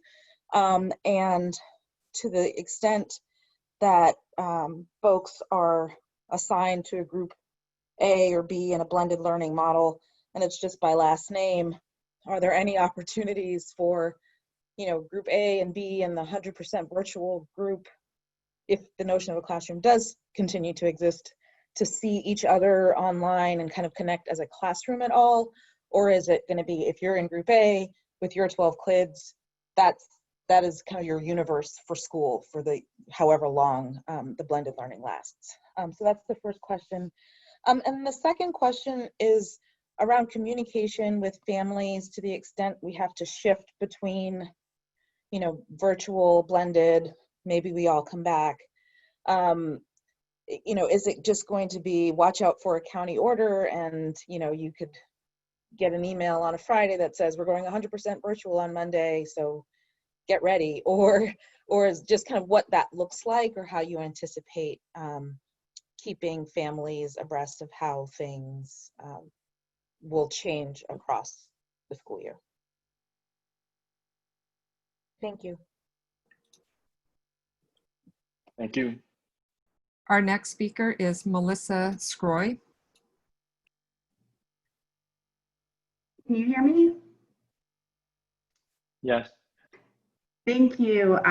Just as an initial thank you to the board for thoughtfully considering our input and putting together a plan in advance of the Wednesday discussions by the county as to what's going to happen, so that we're prepared to make changes quickly if necessary.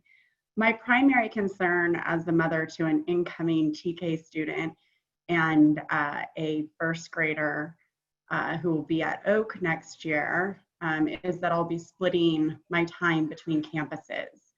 And I need to drop off my children in 2 different places, which under the current circumstances would be at the same time. So I would just ask the board to consider that there are a number of families that will be doing that, and that there be some flexibility with drop off. I would prefer to keep my children in school on the same days, because I do have a third at home.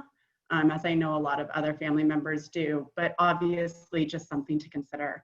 And then my primary question was for Ms. McGonigal, and I may have missed it, but with the teachers having two cohorts, A and B, I'm curious as to whether they'll be repeating the lessons that they teach to cohort A on Monday and Tuesday to cohort B on Thursday and Friday, or if essentially the children that are in cohort A will just be watching streamed videos of what's going on in the classroom for online learning. And I know that there is one comprehensive curriculum, but I was having difficulty understanding how that would work for the second cohort. So any information on that would be helpful. And just once again, thank you for considering our input and working with the teachers and the community to make this work out. Thank you. Our next speaker is Tanya Latner. Hi, yes, can you hear me? Yes. Great. So I have children in first grade and third grade, and one of them is going through the assessments process with the district. And I was curious about if these assessments they would be pulling children out of during their only in-person instruction time. And also for any services they receive, such as speech therapy, if they would also be pulled out during the in-person instruction or being brought in on another day. And my second question is regarding the expectation of completed assignments. I know for a lot of families, their children cannot work independently, and it's a struggle to get their child to learn in this home environment. And I was wondering what the consequences would be if a child could not complete the assignments for whatever reason. The parent is working or their social emotional state isn't great and they just can't do it. Thank you. Thank you. Our next speaker is Vijeta Agarwal. Hey, can you hear me okay? Yes, we can. Great. Thank you so much for such a thoughtful presentation and for inviting the community's opinion and questions to this meeting. My child attends Oak, and I think what I would love to understand is how does the district plan to use technology specifically to scale virtual classroom learning so that each teacher does not have to create online content for their classrooms. I know there was a mention of having consistent curriculum, but specifically around the point of technology and scaling, as well as giving teachers time back so that they can focus on community building and guidance when they connect with students. I'd also encourage the district to use third-party content platforms like Khan Academy, Art Venture, and create partnership with other vendors that sometimes are better suited for online content, whether that's live or a streamed recording at a later point. Thanks again for having this. Thank you. Our next speaker is Allison Wood. Hello, thank you so much for taking the time to come up with such a comprehensive plan that we can look towards moving forward. I had a couple questions. The first one is really about, we heard the social studies and science will come from the district central office. And just wondering who in that office will deliver those plans? And, do we have to budget for that? Is that somebody that's already in the district working towards that? And then the second question really revolves around if you choose virtual learning and you have, it said in your presentation that an LASD teacher will be teaching that virtual group of students. Kind of who are those teachers? Are they predetermined, or is that somebody we'll hire into the district to teach those kids? Thank you for your time. Thank you. It looks like that was our last speaker, so I'm going to close public comment and Before we return to board discussion, Sandra, we got a number of questions about the sort of AB cohorts. So I don't know if you wanted to sort of address those. I believe both cohorts will be taught by the same teachers, but there were some other questions about whether they'll have the chance to sort of get together as a whole class and how exactly the lessons work. Sure. I actually, this makes me think, and Jeff and I had talked about this a little bit, I would love to, when we come back next week, maybe do a short presentation on the learning plans and how the AB cohorts work together, because we don't want teachers creating two separate plans for each individual cohort. It's not how it was designed.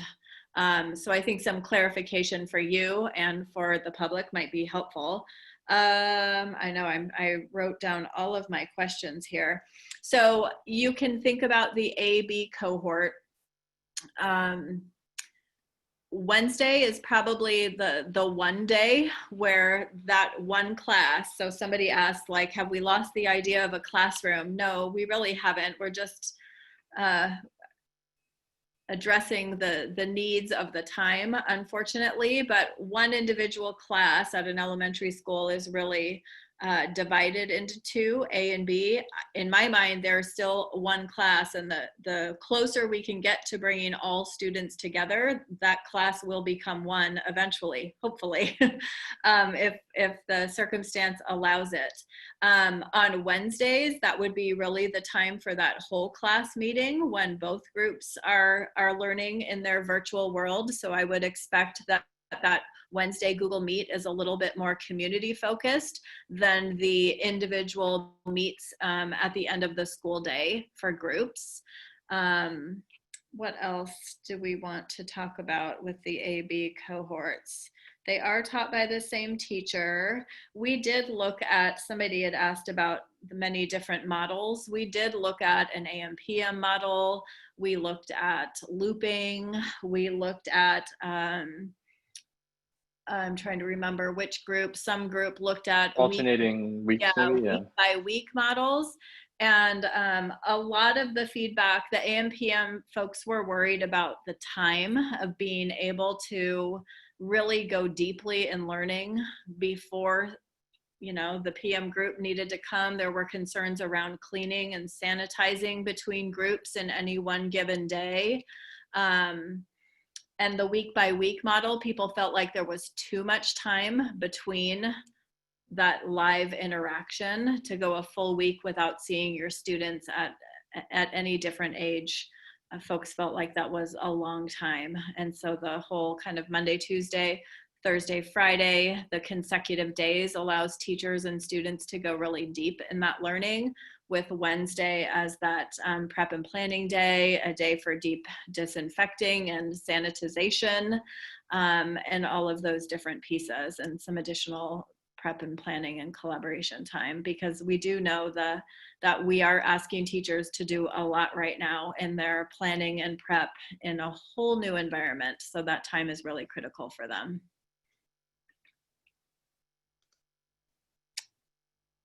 Yes, Steve.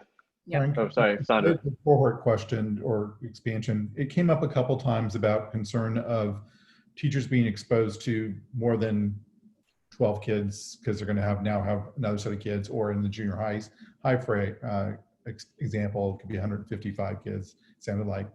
I know we're waiting for guidance to come in, but have we thought about how teachers will be, how we're going to deal with that for teachers? Because they are the ones who are going to have to rotate through that more than anybody else, and the impact it would have on the kids obviously as well. But is that still in development?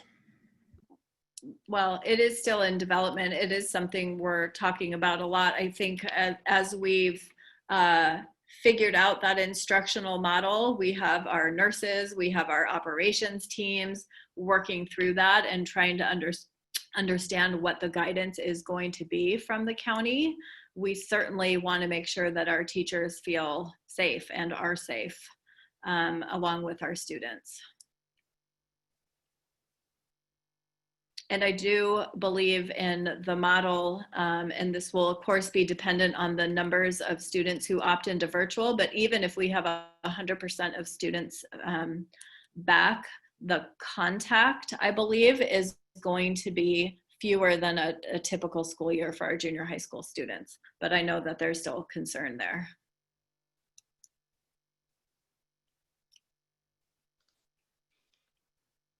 Okay, other board comments, questions?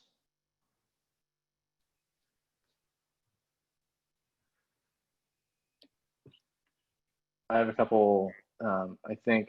Sandra, I don't know if you want to, or if it is better for next week if you want to do a more in-depth presentation, but we heard a couple of teachers concerned that the blended scenario results in twice as much work. Yeah. So I don't know if you want to respond to that.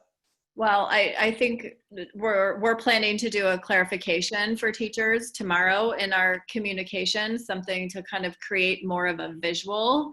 I understand why teachers might be thinking that, but I think a clear visual of how that doesn't actually, it won't pan out that way, will be important for teachers to understand. Similar is true. One of the parents asked about, you know, what if my child is sick? That one learning plan for a particular course is the same whether you're in person, whether you're at home by design, or at home because you were unable to go to school and you're sick. They don't have to go to the full virtual model unless it was going to be a very extended time they might choose to. But we do want to make it feel manageable for our teachers. And I think some further explanation for them is needed. Okay. Let's see. Sorry, did somebody raise their hand? Vladimir. Vladimir. Listening to parents and teachers and Sandra and Jeff and staff, it's clear that a huge amount of tolerance is going to be needed for us to be able to be successful. And all I ask is for everybody to dial up the tolerance that they have, because even though I think the presentation covered a huge amount of ground, set a framework for things, it's also clear that there are lots of little things here, there, and everywhere. And each one of those potentially has the, could make a big change in things. And so I just, it's a plea for tolerance, that's all. Okay, others? Jessica or Shelley, anything further?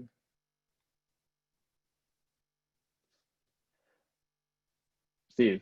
Yeah, I wasn't sure if you were done with all your questions based on the community input, but the one thing that I'm struggling with a little bit still myself is the idea when we had the special populations coming on campus, and someone asked the question I think I've actually asked as well, is how many percentage of kids does that look like?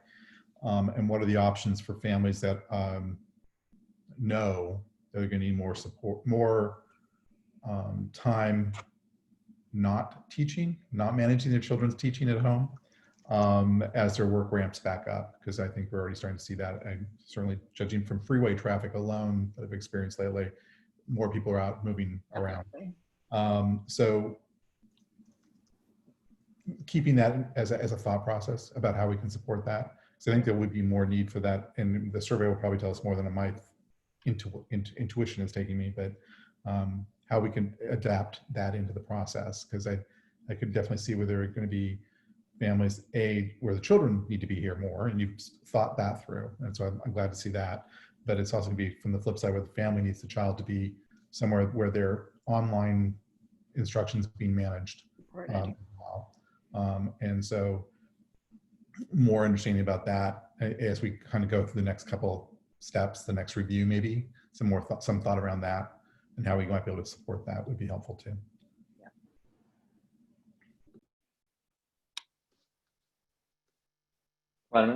A question for Jeff. Will the county guidance have, will the county give us guidance on what to do if one of our teachers or one of our parents or one of our students test positive? I actually don't know the answer to that. I assume there's going to be notification requirements and some protocol to follow. I would think, Vladimir. I don't know for sure because I know when we left this school year, we were in a community transmission phase, right? And but they weren't yet going down the road of contact tracing, right? Because there wasn't preparation for that, and the mechanisms weren't in place. From everything I've heard from the county, that those mechanisms are being put in place. So I would actually expect there to be a pretty clearly defined process that we're supposed to follow, but we shall see. Thanks. Yeah, I just wanted to follow up on that. Sorry, and then just go I'll call on you. But it's one of the things that struck me is I think we do need to sort of understand what happens in that scenario, right? I mean, if a student comes down with COVID, sure. My guess would be that the teacher and both cohorts will end up quarantined for some period of time. So I think we need to sort of, obviously, safety of our teachers and students is paramount. But given that, as people have pointed out, the teachers will end up exposed to both cohorts over the course of a week, and junior high is sort of a whole separate order of magnitude. But I think we do need to sort of understand and make sure if we're doing the cohorts in 2 days a week and all the things that entails, that we're getting something in terms of increased safety for all of that hassle and trouble and everything else. And if it turns out that it's an extremely marginal benefit, then I think we need to look hard at whether not doing the cohorts would free up enough other capacity that we could do more intensive cleaning or more regular cleaning or afford more PPE. I mean, unfortunately it's a multi-dimensional trade-off game, but that's one of the things that came to my mind. Sorry, Jessica, go ahead. It's fine. Slightly non sequitur to yours, but it's involved more with the safety aspect, and it actually builds off of Steve's as it relates to the childcare piece. If hopefully we can help the parents partner with childcare if they need it. But I also want to make sure if they do have to find their own way, that we really focus on making sure that they're in a stable, they at least try to stay in the same stable cohort, that they're not adding to the amount of people that they're subjecting to, so as to not bring contamination to the kids, to our teachers, to just pretty much everybody on campus. So I just wanted to emphasize that, and it could just be part of our communication, saying, we're doing our best to help you out, but do know that if you're finding this on your own, do think about either nanny shares or whatever within your cohort in order to stop or contain the spread. Yeah, and I do think the county guidance is absolutely going to speak to cohorts and the allowability of multiple cohorts, or how many cohorts a child can be a part of, that sort of thing. Yeah, I mean, it's worth noting that the county guidance over the summer was that children should attend only one summer camp or daycare at a time, right? And so in the blended scenario, that's not going to be possible. So we're going to need to sort of, hopefully they've been thinking about that and we'll understand what that trade-off I would point out, they also made abundantly clear in that last round of guidance that we should not use the summer protocols to make any foreshadowing as to what the fall school reopening protocols will be. Yes. Steve. Yeah, one more thought that it came up in the conversation about different ages needing different supports. And I did like the idea that did come up in conversation, the idea that maybe we need to look at 6th grade like we do 7th and 8th. And is that possible? I don't even know if it's possible, to be honest with you, but given where they are academically and the structure of their day, maybe is that possible to restructure that 6th grade component at least into a more block scheduling thought process, both from a delivery point of view? I could see the point that was made in the conversation that we listened to, but just something to consider. I know we had talked about, understanding that TKK has the early access kids have more interactions and helpful, that type of thing, as they're learning language, and we're teaching them some basic fundamental skills. But on back end, the 6th grade, rethinking that too. So just if we can consider that, I would think that might be helpful. Absolutely. Yeah, the next fun stage is the actual implementation, right? When we start reaching out to all the groups, now that we hopefully will know more information from the county, also get down to the practical piece. I had another question based on the comments. Who are creating those plans, those learning plans? Is it the teacher, local teachers, or is it district staff? A little bit of both. So we have our science plans are being made, and this is K-5 science. I think we're done with the first 2 units for each grade level, and those were made by some of our STEM instructional support teachers out of my office. And then we have our social studies plans are being made by a team of LASD teachers over the summer who are developing some social studies units for K-5.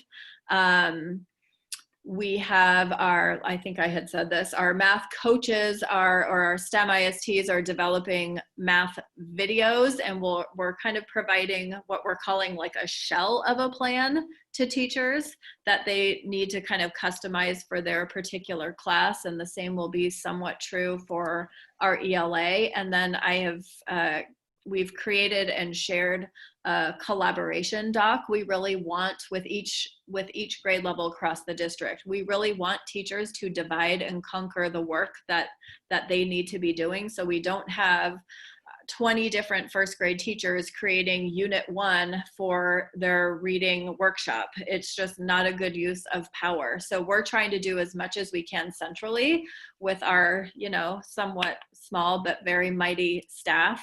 And I know teachers are working together. Some of our grade levels have already kind of divided and conquered because we want it to be doable. It's not where we want teachers spending all of their time. And we do want to leverage some of those outside great resources as well, but I don't believe that they are replacements for good direct instruction, whether that's in person or through some high quality recorded videos and learning activities. Great. So follow up to your answer there, if I'm a 1st grade teacher, do I know what's going on for the 1st grade curriculum development currently, or am I supposed to reach out and find out? So they should know that they're getting science and social studies units, and then they have a collaboration Google Doc that has been shared with every 1st grade teacher. I think the first 2 science units are already there for them to see.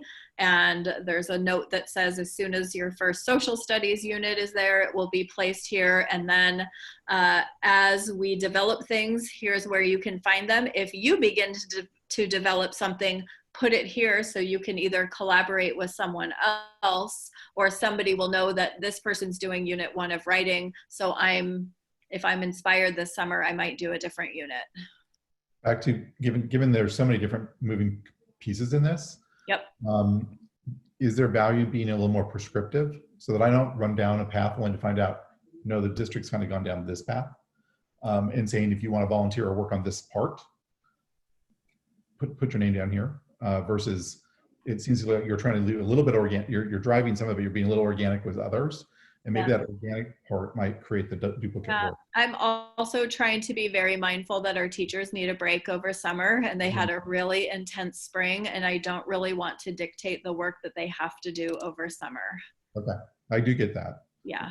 In a sense, they might be doing less work if they get involved in the thing versus trying to create it themselves. Yeah.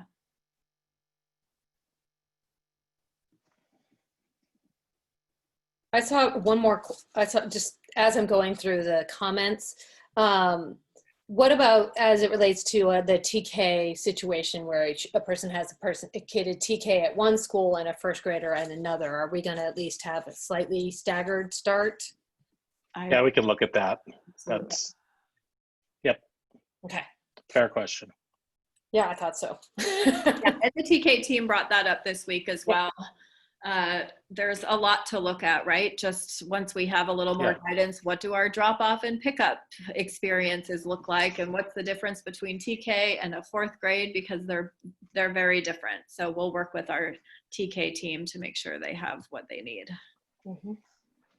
Yeah, and we assume this is kind of how this is going to unfold a bit too, right? Because as we've talked to our, had the first pass in talking to our teachers, there were a number of kind of detailed questions asked that have to do with the implementation of this, and they're fantastic questions, and that's the value that's going to come from the teachers taking the concept and helping us look at the detail, the implementation detail. It's going to be critical.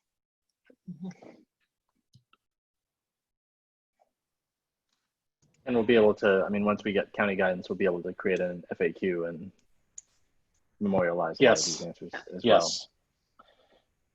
I think, Go ahead, Shelley. I just wanted to make a comment that, and I hope parents and teachers understand, this is going to be a work in progress. Like whatever we institute on the first day of school may not be what we do when we come back in January. May not be what we do 6 weeks after the first day. I just want, to Vladimir's point from a while back, to have a little bit of grace for our teachers, and we will have a lot of grace for our parents. Just, we're all figuring this out together. And I think that what we have here, what Sandra and her team have done, is a really incredible comprehensive plan.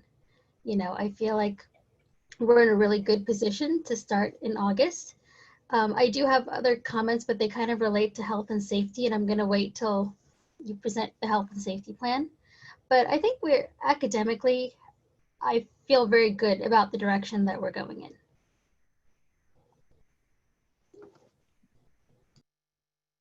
I just want to echo what Shally said and Vladimir's already indicated. In no way the questions I'm coming up with indicate that I don't think the work's been done. It's really impressive. And the structure makes perfect sense in a lot of ways to me. It's back to Shally's point of it's nuancing sort of the details, and how this all lays out is the part that I think we're all immediately cycling to, versus taking back and saying the framework you put in place makes it easy to do that. If we didn't have this framework, we couldn't be doing our little cycles. And so I really appreciate the framework you guys have put together and the thought that went into it, because I think it makes a lot of sense and tried to encompass a lot of unknowns and put some structure around that, which is hard to do. And I really appreciate the work.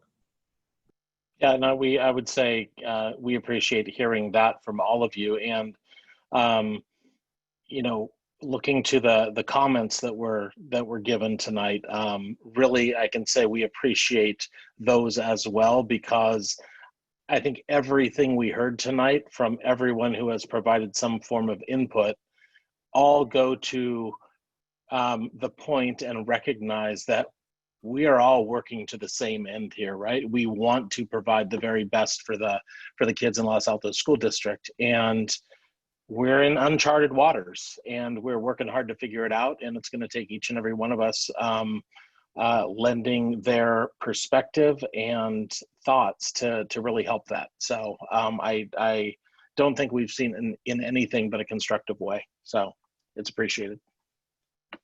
I just wanted to add that really ditto everything what everybody else has said. I said, but as it relates to anxiety from all fronts, it's really our communication continuously with staff, parents, any sort of stakeholder will help us along the way. At least people know where we're at. And have something, you know, the anxiety, some of the anxiety. We're all going to have anxiety this whole time, but I think it'll ease it. Right. Well, and I think I'll just say with regard to that, Jessica, you know, as I talked to our teachers on Friday, with this idea that I do think it's better that that we bring forward the construction of this as it unfolds, as opposed to waiting till the very end, right? But there needs to be recognition that we are bringing forward each time we come an incomplete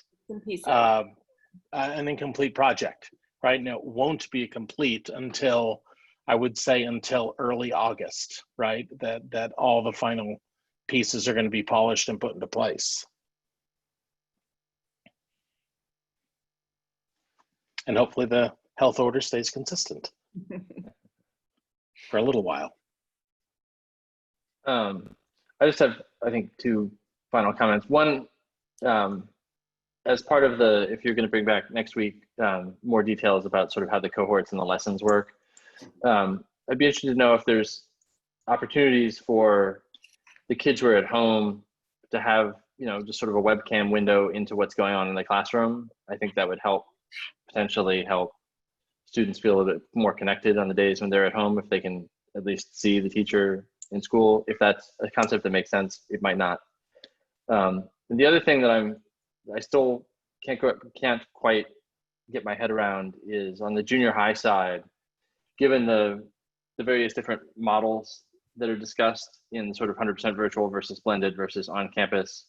I don't think I quite understand how that can sort of shift back and forth seamlessly. I mean, as parents will have brought up, you know, if things go south, if flu season gets really bad, you know, we could have to switch from one to the other. And given that they're designed slightly differently, it's not 100% clear to me how that transition works. So that's just something I'd like to see a little bit more detail around as we get further into the planning process.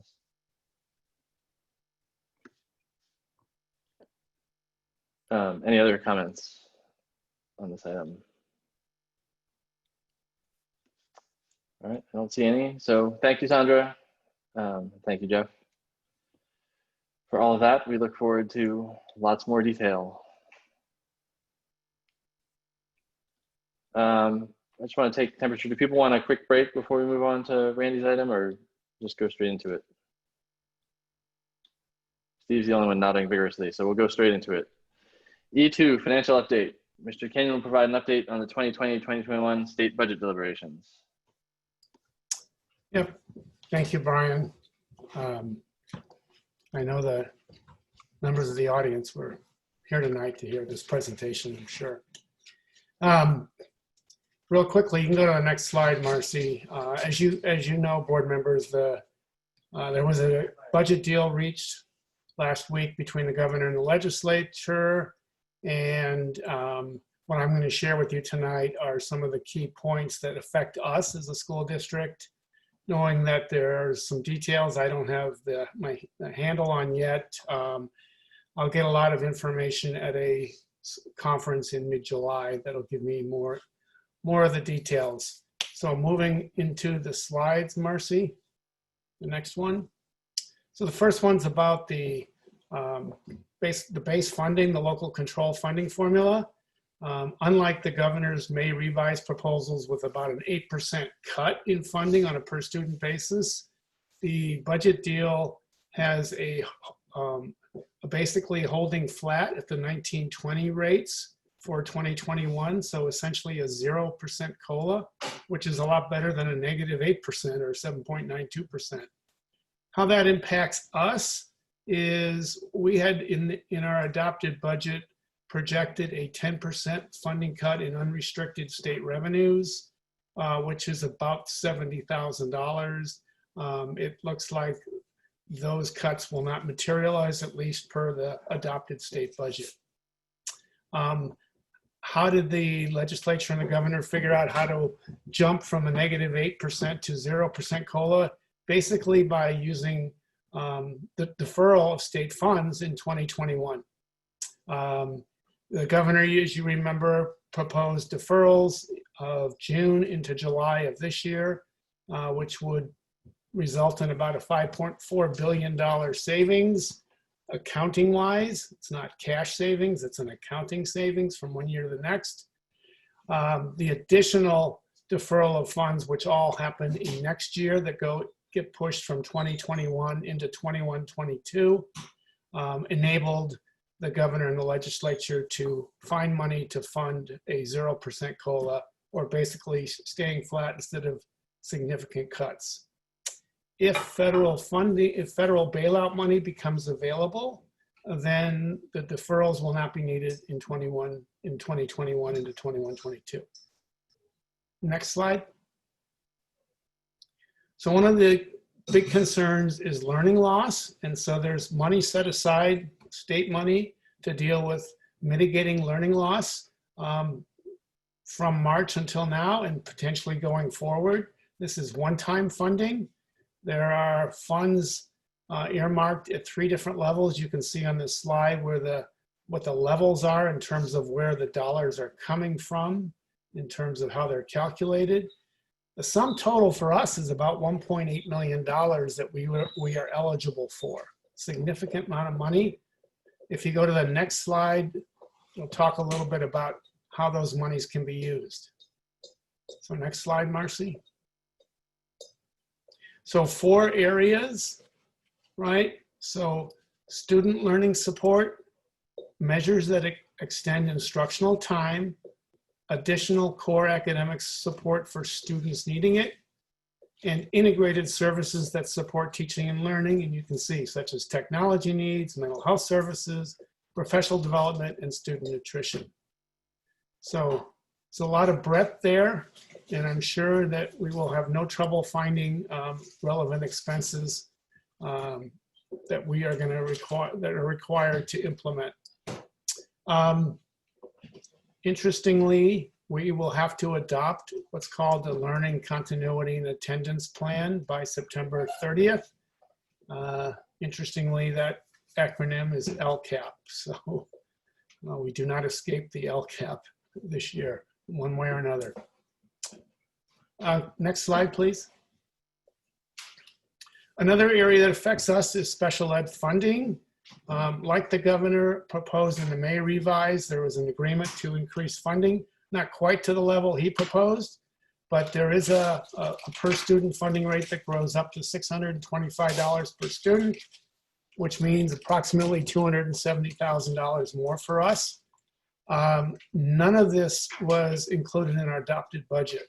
So this is new money that we could budget for based on the adopted state budget. Lastly, there is protection for people that work in our system, both certificated and classified employees. It's one of the concerns of the legislature and the governor. Normally, during this situation, there would be a second layoff window for certificated staff during the month of August. That was essentially repealed as part of the budget deal. So we would not be able to take advantage of that if we needed to. And again, for our district circumstances for the 2021 year, as I indicated when we adopted our budget, we look like we're in pretty good financial shape that we do not have to do any layoffs. Anyways, our bigger concern is the following year, 21, 22, and going forward, and seeing what the economy looks like as we go forward. In terms of classified positions, there are 3 categories of safety, of positions that are earmarked for safety. In other words, these positions could not be laid off at all during the upcoming year. Positions in transportation, which we do not have any. Student nutrition, food services. We do provide lunches, but we purchase them from outsiders. We do not have any employees, so those don't really apply to us. But custodial services, obviously we have custodians. So that is the one protected class that affects our district. I think that's the last slide, Marcy. So again, those are the key elements of the budget deal that affect us. I will report more after the mid-July workshop I go to, and I'll be happy to answer any questions. And I have no other updates from like from the assessor's office or tax collector, no other updates other than the state budget at this point. I just have a quick clarifying question. The 1.8 and 270 $1,000 is those are, both of those together are stuff we did not budget for, correct? That's correct. And I will reiterate that the 1.8 million is one time. Yeah. The 270,000, the dollars per ADA is going to be ongoing, the special ed funding. Okay, thank you.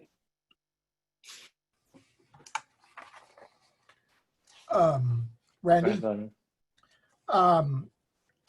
you indicated that there's going to be deferrals on the part of the state government. Are we going to have to issue more trans bonds than we had before to cover the cash flow issues, or not? Or is that not an issue for us? It's somewhat of an issue, Vladimir, but because our funding is more property tax oriented and less state funding, it's not as big as it would be for an LCFF district.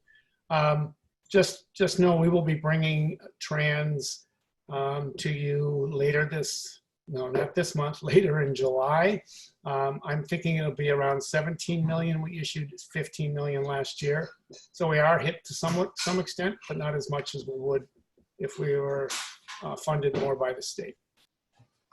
Okay, second question is the increase in one-time funding, 1.8 million, and then the increase in special ed funds.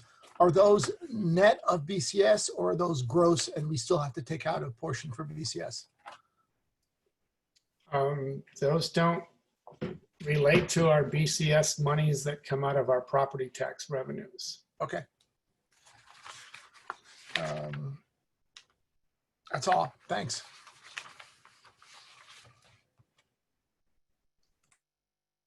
Any other questions for Randy? I don't have anything either. Thank you, Randy.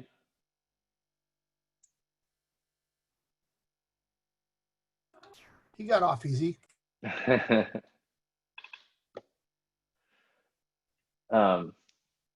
Lots more details on this to come. I'm sure you're all getting the same webinar emails I'm getting about further updates, as well as you all know, the income tax deadline got pushed back to July 15th, so we'll have a lot better knowledge in late July. All right, next item, E3. Community Health and Awareness Council. The Board of Trustees will consider approving the chat contribution. Oh, I'm sorry. I jumped ahead. Just in case, does any members of the public wish to comment on this item? I didn't think so. Moving ahead, E3. Community Health Awareness Council, the Board of Trustees will consider approving the chat contribution for the 2020-2021 school year. Mr. Baer. Yes, thank you. Each year we enter into an agreement with CHAC to provide counseling services on campus for our students. And this is the agreement for the 2020-21 school year. The fee amount did hold steady in comparison to last year at $175,000.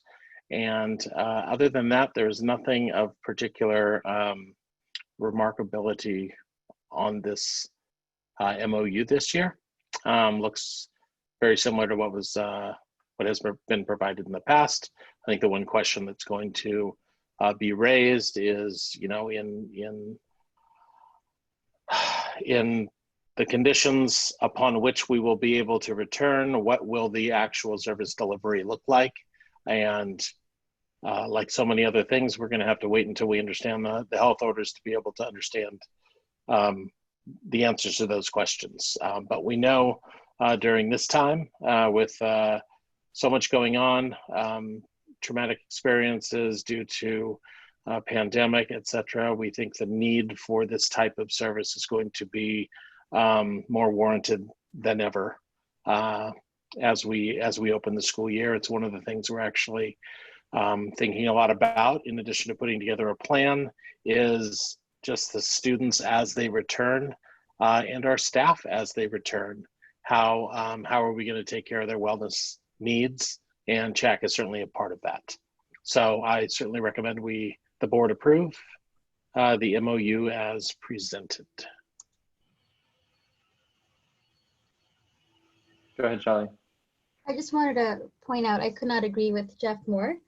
I just wanted to call out point 4D in the MOU that CHAC will be offering telehealth services, and they have been doing that throughout this pandemic. They're also offering, this is not in the MOU, but just kind of an FYI, free services to existing clients throughout the summer. And I don't know how we would get that information out to our parents if they needed it. But my point was, I think that we'll be able to avail ourselves of CHAC services no matter what model of schooling we go to. That's it. Okay. Yeah, it would be great to include the fact that CHAC is offering free services in some of our district communications. Yep, I'll be sure to mention Families are that aware. to Sarah. Vladimir? Yeah, the MOU term, paragraph 3A, requires us to provide facilities, but that has to be only if we're allowed to do so, right? Of course. Correct. The other thing is that CHAC is targeting 4,000 hours of counseling, which is great. But is that enough? And will we have an opportunity later on to perhaps alter that amount? And the third comment I have, we're friends with CHAC, CHAC are friends with us, we cooperate, and so I don't think there's any issue in any of these things.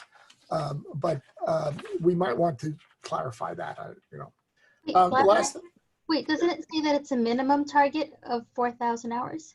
I thought. Yeah, it does say minimum. Yeah. The last thing is the termination clause. It doesn't specify if we are responsible for the entire amount or whether it's prorated or anything like that. But regardless of that, I'm prepared to offer a motion to approve, if Mr. President wishes me to do so. Was that an actual motion? No, he's not prepared to make the motion. I am prepared to second it if such a motion were made. Steve or Jessica, do you have any? The MOU as presented. Second. We will now have further discussion on the motion. Because I had one question for Shelley, which was, has there been any discussion, because I know you are representative to the CHAC board, so I wonder if there's any concern, given that the providers that CHAC provides are in their own programs. And so given the COVID-19 situation, I was just wondering if there was any discussion about whether those programs are at all at risk, or whether CHAC is anticipating or concerned about any problem coming up with the same level of providers that they've had in the past. So I think CHAC is going to keep their number of providers the same. As a matter of fact, they were saying how to provide the free services over the summer, they have to add staff. So I think that our program is going to be okay. I will say that CHAC, like many other community-based organizations, has been hit really hard by the pandemic.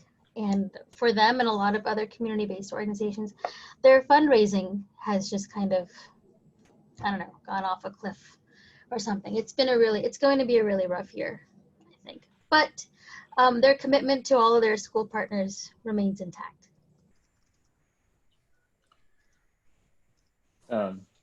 Great. I will just say I was a little surprised that there weren't a few more details about sort of PPE and cleaning of the office we provide and that kind of stuff. I'm sure it'll all get worked out with the principals, but yet one more detail that we'll look forward to getting as we move closer to August. Any further discussion? Delivery is an option. Sorry, Steve, what? If online would even be an option, because I got to think at some point, back to this, the cohort circling and discussion and cross and all that, is that even going to be something we can do? We can give them an office, but they'll have to do it virtual delivery. Might be the only option. So keeping that open as part of the conversation with CHAC is important, I think. Right. Agreed. Was there any community input on this one, Brian? I will now ask, would any members of the public like to comment on this agenda item? If so, please use the raise hand button if using the Zoom app, or press *9 if using your phone.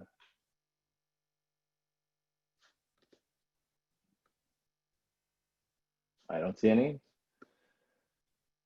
So we have a motion to approve the MOU made by Vladimir, seconded by Shally. So I will call a roll. Steve. Yes. Jessica. Yes. Shally. Yes. Vladimir. Yes. I vote yes. Motion passes 5-0. Just a quick comment. Nope, too late. Sorry. Yeah, I'll do it Just anyway. kidding. In past years, we gave pittance to CHAC, and I'm very, very happy that we are giving a lot more than we have in previous years, because I think their services are really, really valuable, and supporting them, I think, is in our long-term best interest and also the best interest of our kids. So I'm really happy about that. I would agree with that, but also point out it would be in the best interest of the whole community if the city stepped up and did a little bit more too, instead of all child-related things being paid for by the school district. Here, here. I think that's a really important observation, Brian. Our children are our community's assets. They're not just our school's assets, and it's really important that our city communities step up and support mental health needs to the same degree that our schools are expected to. And I will assure you both, or all of you on this call, that I do bring that up when these discussions come up about whether they should raise the amount that the JPA should pay. And I'm like, before you raise it for the schools, let's talk to our cities. So. Great. Okay. I believe we are now adjourned. All right. Thank Thank you. you. All. Thank you. Thank you. Bye. Thank you, everybody. Good night.